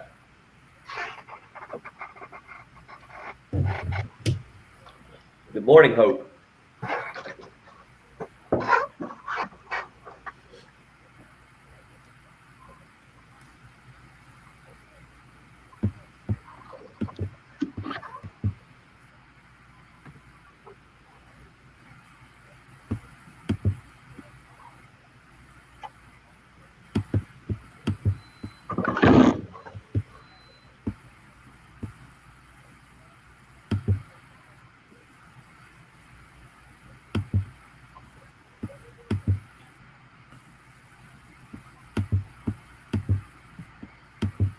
You're up. Moseying on in, hour number 3. Hope your Tuesday's going well. Good news. Bill's thinking about changing out of his PJs this morning, heading onto the shore of Lake Murray and hitting a golf ball while we heckle him. Yeah. Figure if we're gonna heckle somebody this morning, may as well do something mildly athletic to try and test everybody's heckling ability. I think that's where as we continue this live stream, and Patrick, I put out the tweet this morning to have people. I think I actually put it on Facebook as well, but to have people sign up for the YouTube page that you're promoting, so that we can gain more to subscribe. But I think that's where, Tim, if we do something like that, you got to put out, and you don't have to do it this morning, so maybe we'll do a test run, but you put out a link to being able to join in the show, where you can, and then that way, because obviously right now, people typing in their responses to heckling is not quite the same as if you just had a bunch of people on the Zoom call or whatever It's true. to start yelling and screaming while I'm in this backswing or anything. Yeah, the yelling and screaming is amateur hour. I think we can do better than that, don't you, Patrick? Heckling Bill during a golf shot or two. Yeah, especially over the access and video chat, Yeah, Right. video chat. yelling and screaming. The video chat will be. We'll figure something out here in the next segment. It's windy out there this morning, so not too many boats will be in the line there that could be taken out. So Now, what club you planning on using here? we'll use the How are driver. we gonna? You gonna go driver? Ooh, Yeah. gutsy. All right, I like it. And we have to figure out an aiming point so we can see how bad the shot is or how Okay. good the shot Yeah, we'll is. test it out. Look, that's Okay. all part of getting into the live stream. Don't worry. We'll next break on the live stream. We'll get into we'll do some shenanigans outside. If you're just joining us, you're wondering why the heck we might be talking about heckling. It's because LeBron James had an issue with a fan last night. A couple of fans four fans, I think, got kicked out in the Atlanta-LA game last night in Atlanta with the Lakers up 8 minutes to go. They ended up winning the game by 8. But apparently it was who LeBron referred to as a courtside Karen, standing up for her husband and said, "You can't talk to my husband that way." And then words were exchanged. She ended up getting her entire party of 4, I think, kicked out of that thing. And it has been a thing this morning. It has unearthed Patrick's bitterness towards LeBron James. And some of you have tried to drag us into a greatest of all time conversation that we're not getting into. Kentucky Joe, I saw you. You said Bill Russell earlier. I get it. It's a solid pick. And then he admitted in his lifetime it's Michael Jordan. We're not going down that rabbit hole this morning on Super Bowl week, especially where it. Patrick, how would you describe Super Bowl week, especially for a guy that gets into the hype? It's what they tried to change the media day to like opening night, basically, and make it a whole thing. And they did it virtually last night. And you said you didn't even watch any of it, huh? No, I didn't care at all. I mean, the media side of it's been dominated by Deshaun Watson, Matthew Stafford. Usually we don't have one of the maybe 3 best quarterbacks in football demanding a trade the week before the Super Bowl. Did Kind you of see overshadowed the game itself. the number 18 is what Adam Schefter threw out, that there might be 18 different starting quarterbacks, 18 teams with different starting quarterbacks next year? He's very plugged in, but he's going to be very wrong on that number. What do you think the number is going to be? 14 max? Okay, that's not extremely wrong. No, it It's is just- extreme. Because when you say 18, like, You would've said I like went 8. through the list. No, because I went through the list, and 14 is the absolute max. I think it's going to end up being more like maybe 10. When you say 18, you're saying more than half the league, and Right. that's just not going to happen. All right. Well, you got 2 so far, right? I mean, do we want to go through it right now? Quickly. Detroit and 2, LA are guaranteed. Detroit and LA. You're hype technically if the Texans. I mean, all you're talking about is basically 9 quarterbacks changing jobs, right? No. Yes, Well, 'cause that would be that 18 affects- different teams. that affects 18 teams. No, you're talking because there's going to be rookies. Then all of a sudden now you're talking Rule, about, there you go. You don't even need 9. You need about 6. All right, so I'll go through all right, ready? NFC West, there will be 1 change. That'll be San Francisco, most likely. AFC North, there will be 0 changes. Jackson, Burrow, Wait a minute, Roethlisberger. whoa. You Mayfield. said NFC West is the. Am I wrong? What division is the Rams in? I missed out. Oh, wait, sorry, yeah. Well, I guess that one already happened. Duh. I'm actually also the graphic I'm looking at, just to keep it in order, is not actually correct because it has Cardinals, Seahawks, Niners, Chargers, and that just threw me off real quick. So I do have to fix it in my head as we go. All right. Very, very quickly. AFC North, ready? All right, AFC North, 0 changes. AFC South, 4 changes. Okay. I think every quarterback in the AFC South, or Tannehill? You're saying Ryan Tannehill? No. All right, 3. let's just go one by one. Who will change? Panthers, yes. Yes. Bears, yes. Lions, yes. It's a weird way you're doing it. Jaguars, yes. I'm just going off one graphic. Confusing everyone. Texans, yes. Broncos, yes. We're at 6. Already. Dolphins, maybe. Probably. Okay, Dolphins 7, Patriots 8, Saints 9, Rams 10, and Jets 11, and San Francisco 12, and Washington 13. So I'd say 13 at the max. Okay, let's do this very quickly as I just scroll up. 49ers, you're in on. That's 1. Rams are 2. Panthers, you said, is 3. Saints is 4. Lions is 5. You're saying the Bears, that's 6. Technically, I know last night, we haven't gotten into this. I'm at 6 right now. You're not counting the Packers. I know last night that the Packers. No. Huh? No. Tim, are you kind of siding? I mean, that was in. Aaron Rodgers will be the quarterback of the Packers next year. Move on. That's 6. What about the Eagles? No. They can't afford to do anything different. So who's going to be their quarterback? Either Carson Wentz or Jalen Hurts. It has to be. All right. Washington, you said, is changing? Yes. That's 7. Now we go Jaguars, Texans, Colts. That takes us to 10. And then you said Jets, Patriots, and Dolphins. So, yeah, you're right at 13. But, again, 18 is a ridiculous number. That means only 12 quarterbacks are staying the same. Did I just do the math right? No. No, 14? Yes, 14. 14 are staying the same? This is what the NFL is these days. This is what this not. NFL draft is all about, right? Do we get into the rookies who are going to start at different places? How many? You got 4 or 5 guys at the top of your list, Patrick. 4? 4, yeah. There's 4 guys that have a chance of starting as rookies. Have a chance? You're only giving 4 guys a chance? 4 guys are likely to start, aren't they? Wherever Trey Lance goes, I don't think he's likely to start. Okay. So you're saying 3 are likely? Like if Trey Lance, if the Panthers hold at 8 and they draft Trey Lance, I firmly believe Teddy Bridgewater will start next year and Trey Lance will get himself ready. Oh, Big Kahuna's on your side to start hour number 3 here. Says, does Patrick really have to prove himself when it comes to NFL personnel at this point? The kid is good. Back up off it. Yes, well, yes, he has to prove himself. Also, I did we can maybe save it for tomorrow. I have a Panthers trade proposal. I'm starting to believe that the Panthers have the best chance of getting Deshaun Watson. And I want to throw a package out there that I think will really jar people initially, but when you think about it, it actually might be a good move. Let's hear it. Don't All right. So did you see the report yesterday of what it was John McClane, not the one from Die Hard, but the Houston guy. What he said that the trade was going to have to be? Did not, but I assume 2 1s, 2 2s, and 2 young defensive starters. Okay, that's what Houston's going to want. Okay. For the Panthers, who would that be on defense? So here's what I will say: Deshaun Watson, top 3 quarterback in the NFL. You're going to have him for 5 years.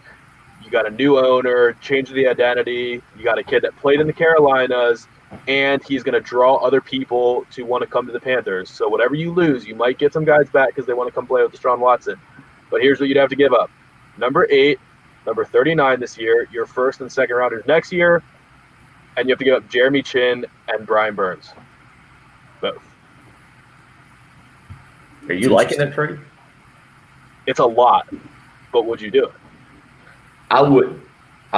I don't think that you're making the trade for Deshaun Watson to win a Super Bowl. And when you've got to give up that much in terms of draft picks, and this is where you're really good in terms of you understand the salary cap without me looking at it initially, I don't feel like that getting Deshaun Watson makes you a playoff team, but you're giving so much up that I don't think you can build around him to make yourself a Super Bowl contender. Is it worth giving up Deshaun Watson to go 9-7 or 10-6, but to not be a Super Bowl contender? That's what you're doing here. Like, that's what we're talking about, right? Like the 49ers instantly become one of the top 4 or 5 teams in the league, top 3, 4 teams. Yeah.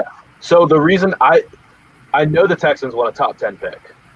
The Panthers can provide that. Right. The only other teams that can provide that seem to be in the trade market right now are the Jets and the Dolphins. I don't think the Texans would prefer to trade him to the AFC because when you already look at what's in the AFC, you got Patrick Mahomes, you got Josh Allen, you got Lamar Jackson, like all the young stud quarterbacks. You're going to have Trevor Lawrence. I don't think they want to add Deshaun Watson to the gauntlet that they would have to one day go through to make the Super Bowl. So if they could get a good offer from an NFC team that's inside the top 10, which is basically just the Panthers, and the Panthers also have what they need. And when you say 2 young defensive stars, Jeremy Chin is absolutely that. And then you could say who you want, Brian Burns, or do you want Derek Brown? I mean, you give up two of those three guys, that pretty much satisfies the Texans. I agree with what you're saying about the trade. Because Washington or San Francisco, you're going to have to one-up them. I think Washington and San Francisco would have the edge because they could probably say, we're only going to give you one player, but it's going to be Nick Bosa or it's going to be Chase Young. And you got to up that. So, you know what you were talking about. It is a lot. But you're talking about different things, right? You're talking about trading for Deshaun Watson to win a Super Bowl. And the Panthers clearly are not in that position. Trey says chin is my deal breaker. And I understand where he's coming from on that one. The Panthers wouldn't be trading for Deshaun Watson to win a Super Bowl here in the next 2 years. They would be trading for him to get a franchise quarterback and to solidify kind of the franchise identity moving forward. These other teams that you're talking about, San Francisco, would get him to go back to the Super Bowl, which they were just there last year. Yeah, next year. Miami would be getting him to take them from a pretty good team last year to that next level. So I feel like these different organizations are looking at it, have to look at it differently. And I think you're right from the Panthers' perspective. If you're giving up two really good players on defense and all those draft picks, you're getting an identity, but you're also hamstringing him at the same time, or hamstringing your organization so much that it would not be worth it for what you said, Patrick, in my opinion. It's just the hardest thing to do is find an elite quarterback. There's a ton of pretty good quarterbacks in the NFL right now. That's why there's going to be so much movement, because you're going to have guys going from one team to the other. Like Jared Goff is not terrible. He's a serviceable quarterback. And we're talking about Matthew Stafford like he's all world right now. Matthew Stafford's very good, but he's never won a playoff game. And Deshaun Watson is a top 3 quarterback already, depending on how you want to rank him. Maybe 5 if you disrespect him a little bit. And he's not even entered his prime yet. And you're guaranteed to have him for his prime years. It's already locked up. You're probably going to have him for the rest of his career. I do agree with you there. You get him for the rest of the. But so much time to build. How long does he? Well, that was going to be my question. How long does it give you to build? Because what you say, you suggested giving up this year's picks. Next year's you were giving up some of next year's picks. 2 1s and 2 2s, yeah. I mean, and if you're the Texans, you'd love that trade, because I don't see. Here's the thing: if you get one really good player, but you get picks from the 49ers, those picks are going to be the back end of the first round, right? Like, we're expecting the 49ers to be pretty good. So yeah, you're getting whatever you get for Deshaun Watson is going to be back end of the first round, most likely. That's why they want the top 10 this year. The Panthers. I don't know. I think you could luck into some situations where the Panthers give you a pick still between 10 and 20. This is also the funny thing. Like, all the Panthers fans right now in the comments saying, "No, I can't give up Burns or Chin." Right. If the trade went through tomorrow, your instant reaction would be, "No, we gave up Chin and Burns." It wouldn't be, "Oh my gosh, we got Deshaun Watson." Well, if the trade entails everything that you did, well, we got another anonymous texter on the text line. As a Panthers fan, I'd love to get Watson. He'd be my number 1 pick of any player whatsoever, although I don't want to see them trade the farm for Watson. I don't know if he's worth a future of weapons and an offensive line in a trade that screws him and us if we could possibly get him. I'd rather get a rookie quarterback, the texter says, from the draft than give up that much for Watson. Jesse puts a name to that rookie quarterback, says, I'd rather just trade out of number 8 right now for some picks and then draft Mac Jones. But I think your point is the franchise quarterback, one of the best quarterbacks in football, is what Deshaun Watson is. Yeah. He has already proven himself to be that player, is worth so much in the NFL these days that you have to consider giving up all of that right now if you're the Carolina Panthers. And I agree, you have to consider it. I just think everything you said, that's 6, which should be really good players that you mentioned, right? Should 6. Be, but they won't be because they'll miss. Okay, you got to say 4, right? Sure. You got to go half. Hit them your ones. Sure, yeah. 4 really good players right now. Where the Panthers are roster-wise, I don't think they can give up 4 good players to get 1 good player. But out of 22 that start, and the 1 that you're getting back influences the game so much more than every other. And if the name was Patrick Mahomes, if this was going to the Chiefs, would you do it in a heartbeat? No. Really? Okay.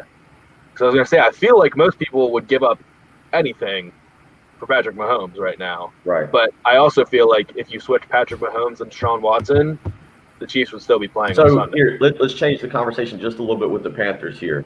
In you guys' opinion, when you look at the Panthers as a team right now, and then you look at the NFC South, the Saints are, I think, going to go through a transition now that Breeze is gone. Don't know the quarterback situation there.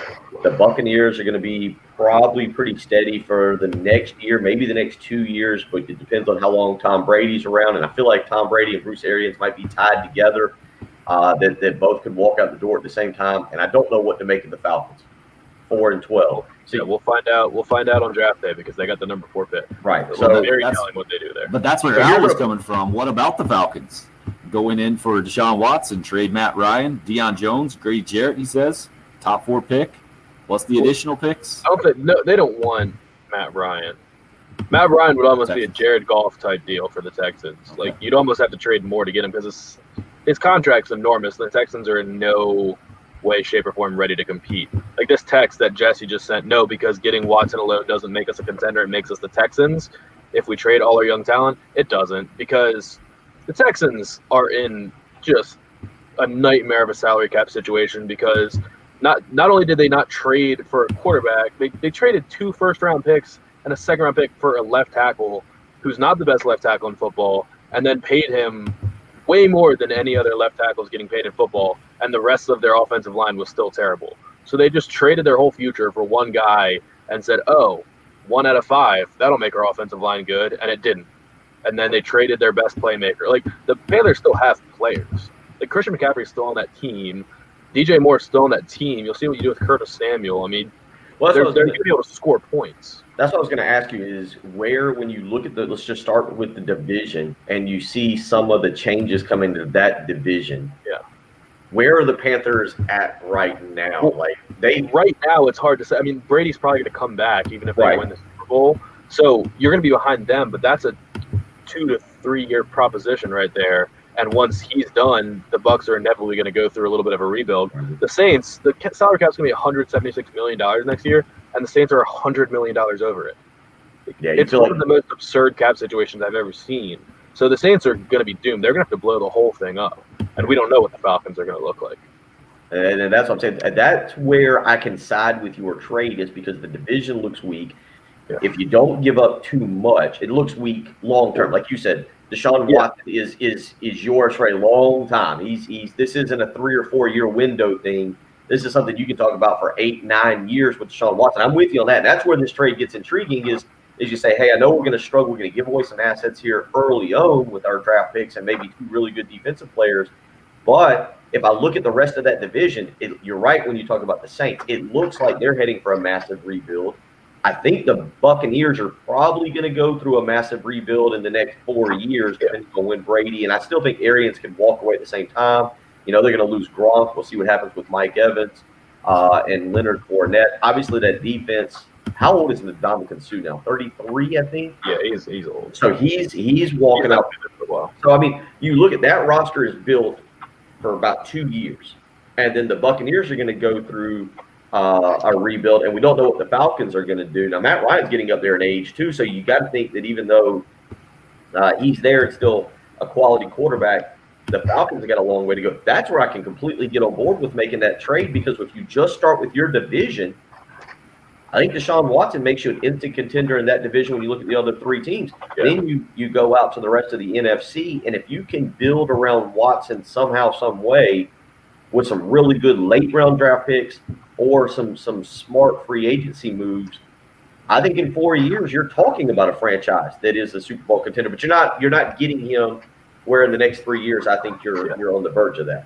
I told you it's going to be jarring, and all the Panthers fans are saying, like, no, we're not giving up this much. But I really do feel like if the Panthers fans woke up tomorrow and saw a notification that they got Deshaun Watson, they would talk themselves into it and say, you know what, whatever. We just got one of the best quarterbacks in the league, and we're going to have a chance now for a decade.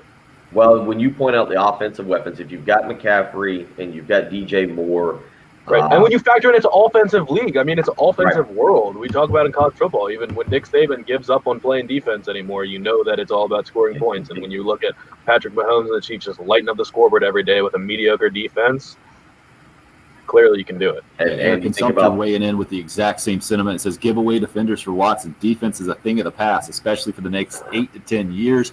You got Watson and Christian McCaffrey in their prime. On Twitter, Gary says he'd give up Christian McCaffrey, keep Mike Davis, and draft the best running back I could, give up some picks. Another texter hits us up, says Panthers should trade with Miami to get that number 3 spot and a top quarterback in this year's draft. Since Miami may stay with Tua, you give up a lot less to get a franchise quarterback. That is a wild gamble, in my opinion. The number 3 pick would be who? Zach Wilson? Justin Fields? You're going to tell me that either one of them, the percentage chance of one of them becoming what Deshaun Watson already is, I think would be just a wild gamble to take right now.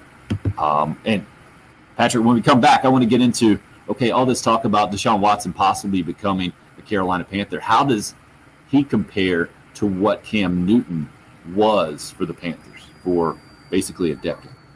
We'll do that when we roll on. Also get back into some of these heckling stories that have been good this morning, coming off that LeBron James story from last night, getting some hecklers kicked out in the Hawks-Lakers game. You're listening to the early game here on 107.5 The Game.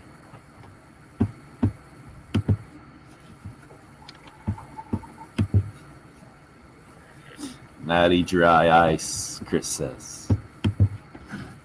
See what he did there.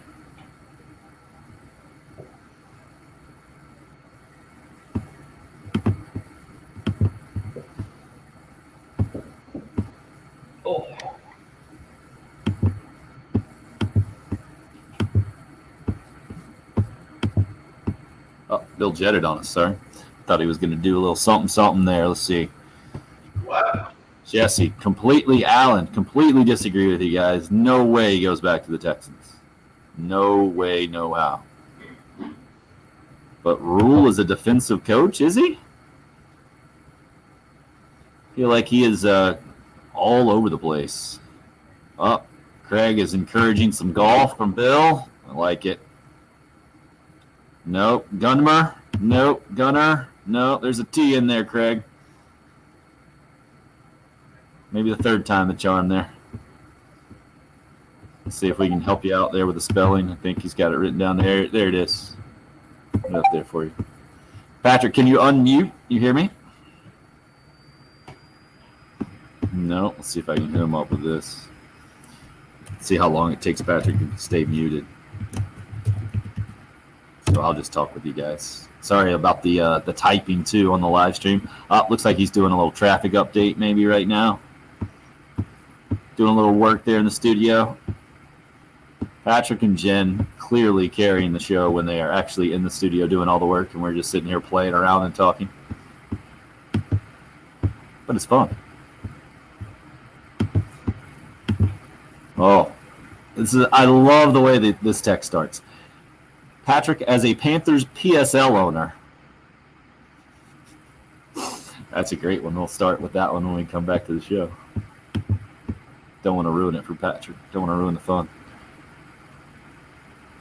Did he know he's on mute? I think he did. Yep. Got the traffic report in there and everything, huh? Yep, double traffic. What are the odds that Bill's going to follow through on his golf shot today? Oh, I don't know. Oh, this is the last. I mean, there's only one more break. Right. I think we got too wrapped up in a good conversation. You think every NFL conversation is a good conversation? That was a good one. It does have a lot of elements for us. Yeah. Watson and the Well, I was doing this at work last night, just going through what's the best offer that everybody could realistically make. And all the teams that I put on there was Washington, Miami, New York, Carolina, Denver, and Chicago. And I was trying to see, like, who are the best 2 young defensive players on each team. And if you're going with 2, it's probably Carolina has the best offer to make. Like, we could offer Chase Young and Landon Collins. That would be a lot. Yeah. But the 19th pick's not getting you a quarterback. I feel like Chase Young, though, changes that equation. I would think so too. But, I mean, the Texans did have Clowney, and they have had Watt. Well, Clowney, I think we've just determined at this point is not a pass rusher. Crazy. He's Not a pass rusher. No, he's not a good pass rusher. You get all bundled up. You ready to roll? Yeah. How many? Alan, that is not much of a wager Wednesday on a Tuesday. You say Watson will not be a Panther this coming season. I mean, I would say, what is it? Probably a 25% chance right now, Patrick. Is that fair? I don't think any one team can give themselves more than a 25% chance, other than maybe Houston, because they. Right. And They I have could also- 33.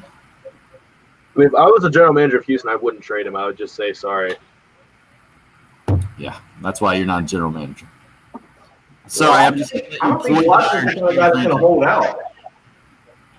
I don't think he's going to hold out either. How much time we got, Patrick? This is the last spot. Okay. How can we help you here, Bill? Hit the shot. We'll do it in the next off-air segment. I'm all ready. Since I was getting heckled, I put on the golf shoes. Jeez. All right. You're up. I certainly love a Wager Wednesday idea on a Tuesday. I just don't think what Alan is proposing on our live stream right now is much of a wager at this point. Says Deshaun Watson will not be a Carolina Panther this coming season. And I'd say that's where the percentage is. Alan's thinking he'll stay in Houston. Now that one I think is a much better wager to throw out there. You're saying that he will be a Houston Texan, and I'd take that wager all day. I don't think there's any way Deshaun Watson stays with that organization. He's completely soured, and in the NFL, we've just never seen it. There's no example that you guys can tell me about a franchise quarterback that has had a falling out with the front office, and then they've mended fences and moved on. It just hadn't happened, especially right in the pinnacle, the sweet spot, or maybe you can even argue on the verge of hitting his prime. And I can't remember where us as fans, the general public, had been on a quarterback side in this thing as much as it is easy to come to that conclusion with Deshaun Watson in this situation with the Texans, at least from everything that I've read. Bill, looks like you had something to say there. I was going through trying to think of what you said about a falling out between a quarterback and I'm trying to think of how many serious issues there have been between quarterbacks and franchises over the last 15 or 20 years. Nothing I can think of that's even remotely close to this. Exactly. That's what I was trying to think as Tim was saying that. We'll see. We were talking off air about what the Texans can and can't do. I mean, Deshaun Watson doesn't strike me as the kind of guy who, if the Texans basically just buckle down and say, hey, we're not trading you.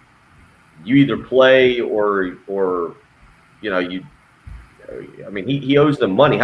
What is it that he would owe if he starts skipping stuff, Patrick? Do you have an idea? It's a massive amount of money for sure. Yeah. I mean, I know he's not going to be happy. I get that, but this is a situation where I don't see him being that kind of guy that's going to hold out or not play or kind of throw a temper tantrum. I think he's handled – that's the other thing, Tim. You say that people side with him on this. He's handled it as well as you possibly can. Agreed. And someone demanding a trade, yeah. But no, he had to do that. They put him in that situation, and because they can get so much value for him, or at least I'm assuming they can, after watching this Matt Stafford trade go down, it makes it a no-brainer for both parties. Some things just don't work out, man. Clowney didn't work out in Houston. Nuke Hopkins didn't work out in Houston. The only guy that's worked out in Houston long-term has been J.J. Watt, right? And I would probably tell you, as he sits here this morning, he's not thinking that way right now. He's got to be unhappy with his organization, I would think, as well. Yeah, I mean, you would assume, Patrick, that J.J. Watt's sitting there realizing, that he's much, much further along in his career than Deshaun Watson. But that what ends up happening here is that they have to figure out what they're doing with Deshaun Watson before they can figure out what they're going to do with J.J. Watt, correct? Like that's got to be Watson's line of thinking. Yeah, I mean, no matter what. Yeah, if Deshaun Watson gets traded, they might keep J.J. Watt in that circumstance. But they can't afford him if they keep Watson. Patrick, I wanted to ask you how you compare Deshaun Watson now with Cam Newton a few years into his career. I think they're pretty similar impact type players, top 5 quarterbacks in the league. I'm not quite sure if we gave Cam Newton that much credit at this point in his career, just a few years in, or how do you compare the two right now? It's hard to say that Watson's much better because Cam did win an MVP, and that MVP season he was ridiculously good. But I think you have more confidence in signing Deshaun to a long-term deal because he doesn't rely on his legs. I mean, he uses them and gets outside the pocket, but he's a much better thrower than Cam was. And that year that they went 15-1 and went to the Super Bowl, they did have a ridiculously good defense as well in Carolina. So Cam had other things helping him out. He never really had really good receivers. So that is something that would probably help Cam out. But, I mean, if Cam – I got to look at his stats. But if he was in year 4 and he demanded a trade, I think he would be netting something similar to what Watson's getting right now. I think they're pretty comparable in that regard. But the quarterback position only gets more and more important every single year. And I don't know, was Cam ever unanimously a top 5 quarterback? I don't know if you can say that with certainty, just because he also was competing with Tom Brady and Drew Brees when they were at their best, Right. and Aaron Rodgers when he was definitely off the MVP season. You give him a top 5 quarterback outside of that. Does it also matter? And Cam is not a bad guy. I'm not trying to say he's a bad guy, but he's definitely a little bit of a different guy. We would agree on that, right? Sure. With Deshaun Watson, you feel like you're getting a great locker room presence. Mm-hmm. Like I don't think Cam was a lot. I think it was just the fans. Because Ron Rivera loves Cam Newton. Yeah. You can tell how he talks about him in Washington still. And his teammates loved Cam Newton, besides Josh Norman, who tried to fight him in practice. Right. And nobody really likes Josh Norman. So, but yeah, his teammates always loved him. I don't think you ever hear teammates saying that Cam Newton didn't work hard, or you weren't a big fan of him, or he was divisive in any way. I think it was just the fans because he.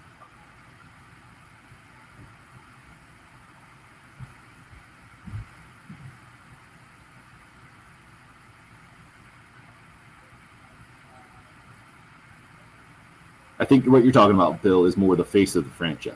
Yeah. You give Deshaun Watson a bit of a nod in that category. Cam Newton gets the nod in running quarterbacks and the record-setting numbers, scoring touchdowns, especially in the red zone. And I think it's a wash in the locker room. Even though fans, we perceive it differently, it seems to me that Deshaun Watson and Cam Newton kind of equally liked and respected by teammates. And I think that's pretty much where an organization is going to determine how much they're going to go in on a guy. But I think it would be a tremendous transition from basically the decade of Cam Newton as a franchise quarterback. You got 1 year Teddy Bridgewater, and then you could go to what looks like another decade for Deshaun Watson for the Carolina Panthers.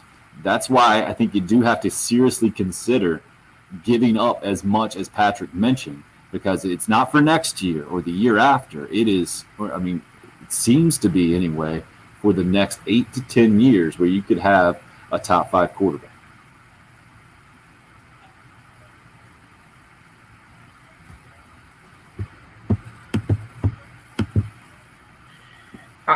Patrick, I'll be honest. I'm kind of with you. Are you pro on this trade? Is that what you're saying? Is that why you? Yeah, you've talked me into it. I'm not a Panthers fan, but I think you're giving up, and I think we had a couple people say, well, why would you give up all the pieces that make the team attractive? I think you're keeping what you just suggested is you're keeping the offensive pieces that is going to keep you competitive.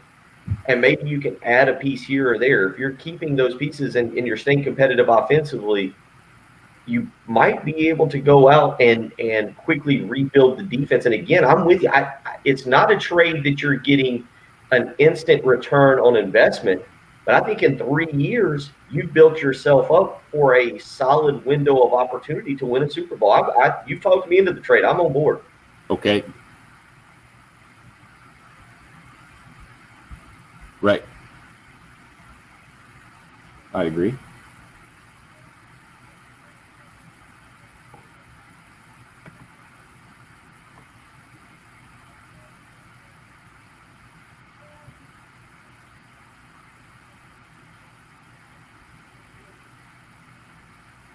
And it seems like David Tepper is a guy who would really like that, because with everything that we've seen from him, I feel like he doesn't mind the spotlight a little bit, for sure.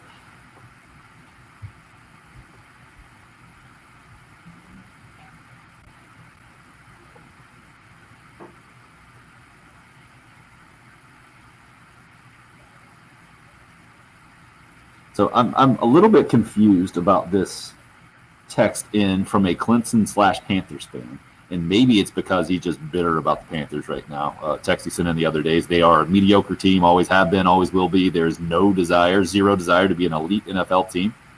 So maybe you got to take that in consideration. But he says you can't give away everything that makes the team attractive to Watson to get him, so that then he comes to Carolina, he's immediately frustrated over a crappy team, and you have zero options to build around him. As a Panthers PSL owner, if I got that notification tomorrow morning that Deshaun Watson was coming to the franchise, I'd still throw my hands up, shake my head, and call it a typical Panthers move. The only thing that would change is instead of selling all my tickets, I'd go to one game just to watch Deshaun Watson. That is a lot of therapy that needs to be done to get that guy back. Agreed. Maybe that's why he wants to sell it. Isn't going and getting Deshaun Watson making a commitment to winning? Zero desire to be an elite NFL team.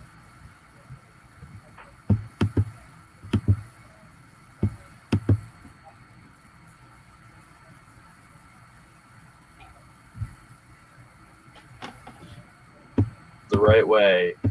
Yeah, no, okay, you're right. You've convinced. I like the trade. Again, you're not getting. If you make the trade and you're a Panthers fan, you're saying, I realize that for 3, I think they're a playoff team with Deshaun Watson. They were 5-11 this year, but if you look at some of their losses, there's a 4-point loss to the Raiders, 7-point loss to the Bears, 3 points to the Saints, 8 to the Falcons, 2 to the Chiefs. I mean, let's stop right there. I thought Matt Rule gets a B at least in year number 1. Would you agree, Patrick? I would say so. I mean, you didn't have high-level quarterback play. I think we set the season, the preseason expectation to 6 wins as the ceiling, didn't we? And if you told me that Christian McCaffrey was basically going to not play this year, right? So I think it was a pretty solid first season with everything that was taking everything into consideration, Bill. And I think that's part of your point. Eight losses by single digits. Mm-hmm. I mean, I'm with you. And you think about adding a player like that. I know you're giving up good defensive players. I don't think the Panthers are that far away from being a playoff team. And I think by adding Deshaun Watson, I'm with you, Patrick. You've talked me into it. I'm on board. I'd like to see that trade happen. Eric asks a very easy question. What's easier to get in the late rounds, a decent defensive player or a franchise quarterback? So it sounds like he might be in favor of that deal, one of the few. I mean, especially if it's Derek Brown, because you drafted Derek Brown in the top 10. Yeah. You drafted Bravion Roy in the 6th round, and the difference between what you gave up in value for each of those guys is not what you saw on the field last year. Bravion Roy was a serviceable run-stopping defensive tackle. He's just an anchor there in the defensive line. Derek Brown is not a high-level pass rusher, probably will never be a high-level pass rusher. He was just a really safe, almost bust-proof pick. So if you were able to do Derek Brown and Jeremy Chin is essentially a linebacker, which is, to analytics people, one of the least valuable positions on the football field, I mean, the value is there. Well, just Jesse weighs in on the live. He said we could get Watson for a couple first-rounders, Brown, McCaffrey, then I may be okay with that. Patrick, what your trade proposal didn't mean giving up Christian McCaffrey. And I think that's one thing that you're talking about is there are, with a good quarterback, there are some solid pieces offensively to have one of the best. If you're adding, as you said, a top 3, top 5 quarterback in the league with McCaffrey, with a few other of those receivers, you're talking about an offense that's going to be definitely in the top half of the league and maybe in the top 25% of the league. You're talking about a really good offense. Now you're trying to repair the defense, but they did take 70? Was it 7 defensive players? Yeah, they didn't draft a single offensive player. Right. That's what I was trying to think if it was 7 or 8. But I say that just because I know you're giving up 2 really good defensive players, but you've got some in the pipeline. And I will say it's going to be an interesting draft for Matt Rule again as we see him continue to evolve as an NFL coach and what his vision for this franchise is long term. And you had a piece like Deshaun Watson offensively, and you become one of the top offenses in the league. Now you're trying to build up your defense. That can certainly happen quicker, I think, is going into the draft like that, being able to, as you just pointed out, with quality defensive guys. Sure. And off of an injury-riddled season, before your contract extension has even begun, I think there's no shot anybody's trading for Christian McCaffrey right now. So you can bank on Christian McCaffrey being on that team next year. And just as a Panthers fan, just think about, throw out anything other than just how fun would it be next year when you have Deshaun Watson and Christian McCaffrey in the same backfield. I mean, that would be amazing. Oh, Bill's all on board. Is Gamecock Larry ready to yell at us again? Nah, he hung up. Oh. He was not. Too much. He had enough of that NFL talk. Yeah. Too much of that. He's not alone. Who else? Jim and Goose Creek said we're spending an awful lot of time talking about a tater. But the whole Carolina Panthers franchise is taters now?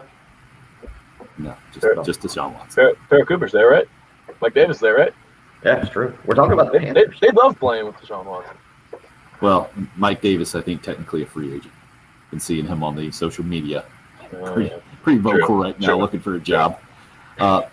Max says also that Kansas City had 9 wins by single digits. So by Bill's logic, they're not that far away from being mediocre, the Chiefs, this year. I think Bill is just pointing out that the Panthers, if they had an elite quarterback making a few more plays, could have won several more games. Maybe you can make that argument for nearly every NFL franchise because there's so much parity in the league. But that also kind of goes to, I think, the point of the Panthers making a move here. If you can get the guy, get the guy. Even if you have to give up a ton. I think they're going to be very aggressive right now. Yeah. And they have one of, if not the best chance of getting Deshaun Watson in the league. And I think we're going to look back on the Houston Texans last year and just be amazed at how they were able to mangle that situation so poorly and how they somehow were able to make their team so bad that a Deshaun Watson-led team could be 4-12. Because even like advanced grading, I mean, I think Pro Football Focus has him as the number 2 quarterback in the NFL last year. So he was the only quarterback that didn't have a grade under 80 in the entire season. So basically, he didn't have a single bad game, and you won 4 of them. That's hard to do. That's really hard to do. Jim says, Patrick's probably 12 years old, but he already knows more about sports than I do, about almost anything, and that's annoying. The biggest backhanded compliment I think I've ever heard. It's a good way to take us to our final break. You're listening to The Early Game. It's 107.5. Clear. All right, there is.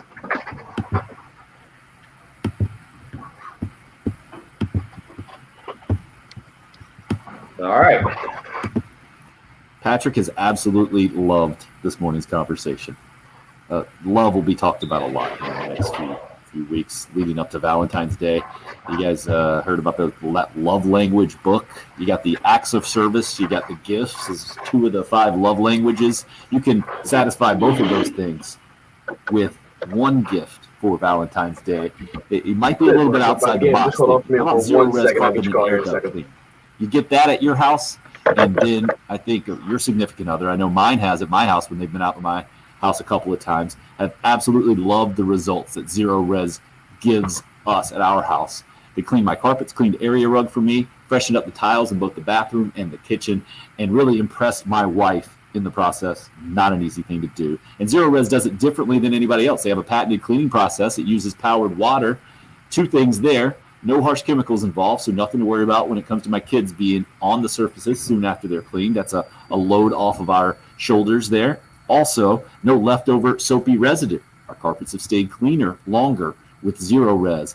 And it's not just at your home where they can help you out. If you're in charge of a business, the commercial cleaning division at Zero Res, working day and night all over the Midlands, making sure businesses clean and sanitize for everyone's safety and following all the CDC guidelines in the process. And right now they have a great deal for you. 3 rooms of carpet cleaning for only $109. Schedule that Zero Res cleaning today. Give them a call at 803-262-4020. That's 803-262-4020, or book online. ZeroResColumbia.com is the address. It's Zero Res. Spell it backwards or forwards. It's the right way to clean.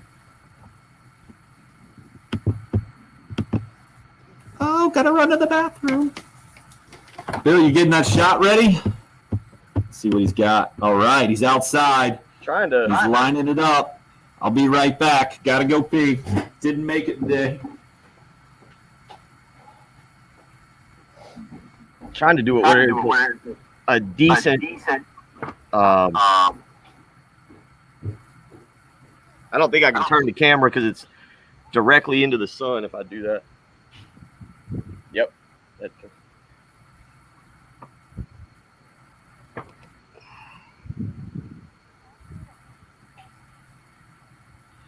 Yep, that is not going to work the way I want it to.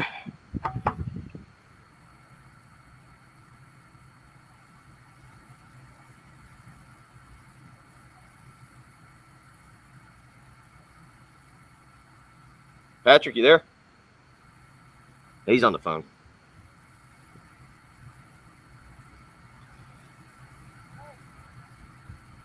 No stretching. Just walk up and hit. It's windy this morning. I don't think I can get a good shot with the being able to see where the ball goes there.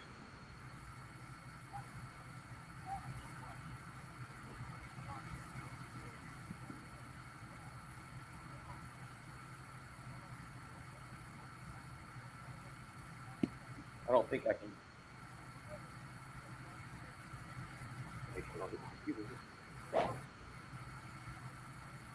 Oh boy.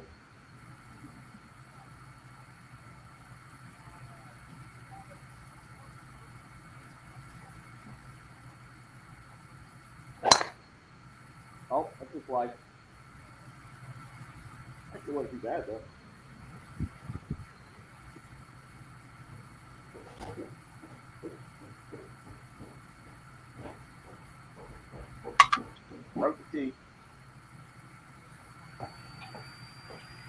How's the setup looking?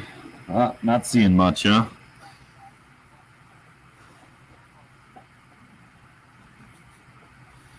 What driver are we using, Jesse's asked. Playing low.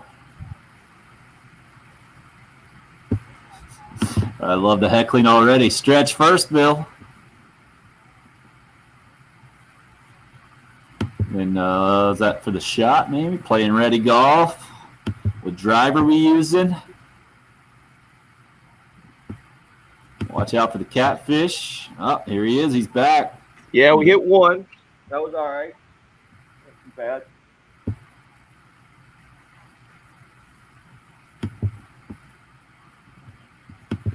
I don't think you can see where the ball goes, though. Dude, I would not hit that shot. Those the building on the right would not be safe. Where's the shot tracer? I know. You gotta get the shot tracer technology involved here. I don't know if you can see it. There's a dock over there. I almost hit the dock. That was the wind is behind me.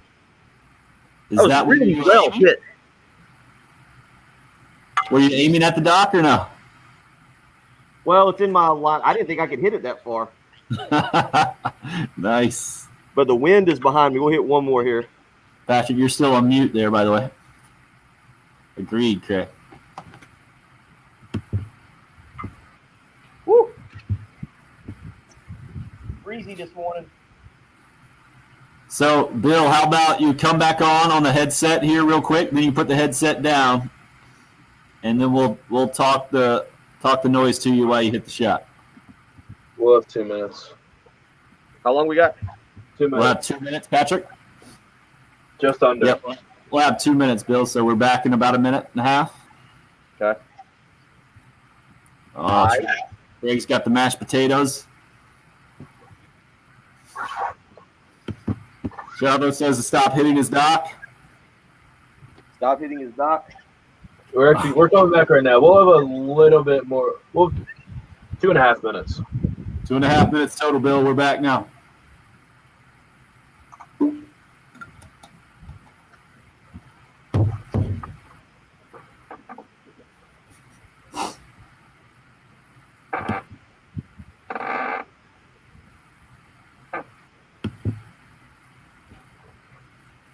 You're up.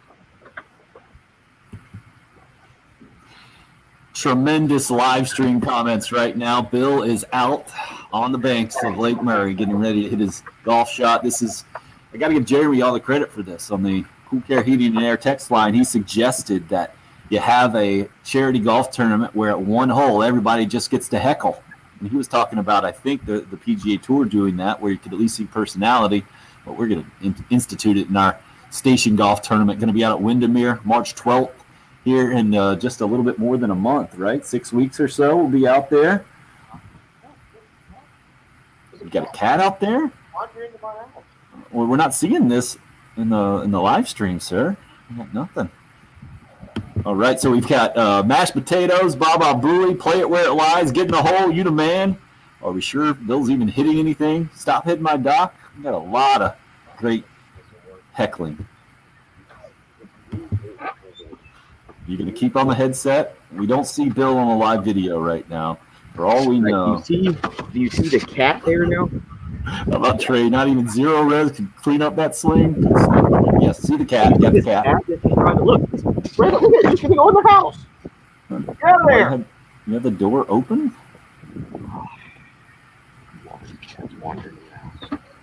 John, I think heckling and golf should absolutely be allowed. Didn't know Charles Barkley would be on the live stream today from Jesse. Well done. That's some good stuff. All right, Bill, go ahead and take off the headset. Patrick, you got to get involved in this heckling here. You're just staying out of the way because you know everybody's in on the live stream. I thought we were just using the comment section to do this. Can you even hear us? Don't hit the cat, Bill, Jason says. Do not hit the cat. Yeah, I think he can't hear us. I hear a little bit of an echo. He's taking practice swings now, lining up while we looked at it. Swing hard in case you hit it. What is he wearing? Oh, solid contact. That looked right down the middle. Solid follow through as well. I think Bill likes it. Did the cat go in the house? Hope asks. Yeah, Bill, the cat's in the house. I have to go get the cat is completely tearing up your house. This is all well worth it. Let's see if Bill can give us a breakdown of that tee shot. Into the lake. Did it get into the lake, first of all, Bill? That's the question. Did the golf ball, does it currently reside in Lake Murray? Went into the lake. How'd you hit it? Scale of 1 to 10. It was all right. Pulled it a little bit. It's cold out here. It's 1 cold. to 10, man. 7. Okay. And yeah, That is our first. we got to wrap this thing up. I got to go get this. I got to go track this random cat that's wandered into my house. Go get the cat, Bill. Thanks for being a good sports. If you missed it, we'll put up the video clip of Bill hitting the shot coming up on social media a little later. Bill, take off the headset. Go get the cat, man. We don't need you for the last few seconds of the show. Patrick has carried the whole show anyway with his NFL knowledge. Or at least pretended to have NFL knowledge. And then when you thought there were 30 teams in the league instead of 32. No, I just couldn't do the math. Oh, right. I thought 18 plus 12 is 32. Okay, fair enough. Appreciate you joining us this morning on a Super Bowl week unlike any other. Live golf shots on Lake Murray. Who knows what will happen as the week continues. But we appreciate you joining us here on the Early Game. Quick.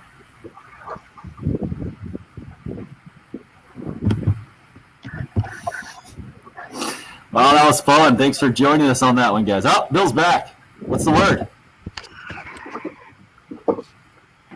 You good? Oh, you got to show us the cat inside now? Yeah, we got to look at this You can't cat. hear us? We can't hear you. I think you're on mute. Or maybe. No, I should be off mute. Gotcha. I got him now. Sorry. Everything good? Are you chasing down the cat with the live stream? We're looking for it. Oh, boy.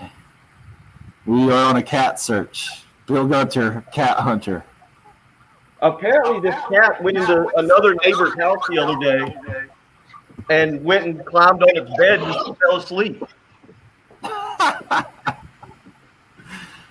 Well, I guess if the cat's going to sneak in your house and just fall asleep, not too much to worry about. In my daughter's room, it's not in here. My son's room. Make some noise. Don't you dare cut this feed. Oh, my boy Critter Ritter getting the shout. Good call. Yes, this will be our clip for the weekend. This would make for a great show. Bill Gunter, Cat Hunter. There it goes. It was on my bed. You got to turn that thing around. Keep following the cat. I don't want to see your face. Okay. It might have gone outside now. No, that would not be good enough for this live stream, sir. We cannot end this with a might have gone outside. Start making some noise at it. Visual confirmation. Meow. Like watching Ghost Hunters. Get that video down if you can out of the sun so we can see. There you go. All right. Where's the cat?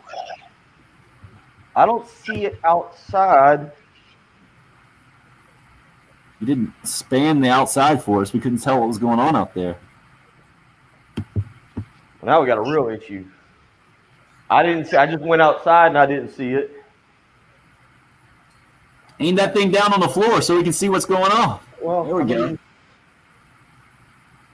Bathroom. We got a lot of extra eyes to help you here on the video stream, is what I'm saying. Yeah, I think the cat went outside. Okay. I That think. would not satisfy me one bit. Well, the cat moved a lot quicker than I anticipated. And you don't know whose cat it is? I have an idea. Uh-huh.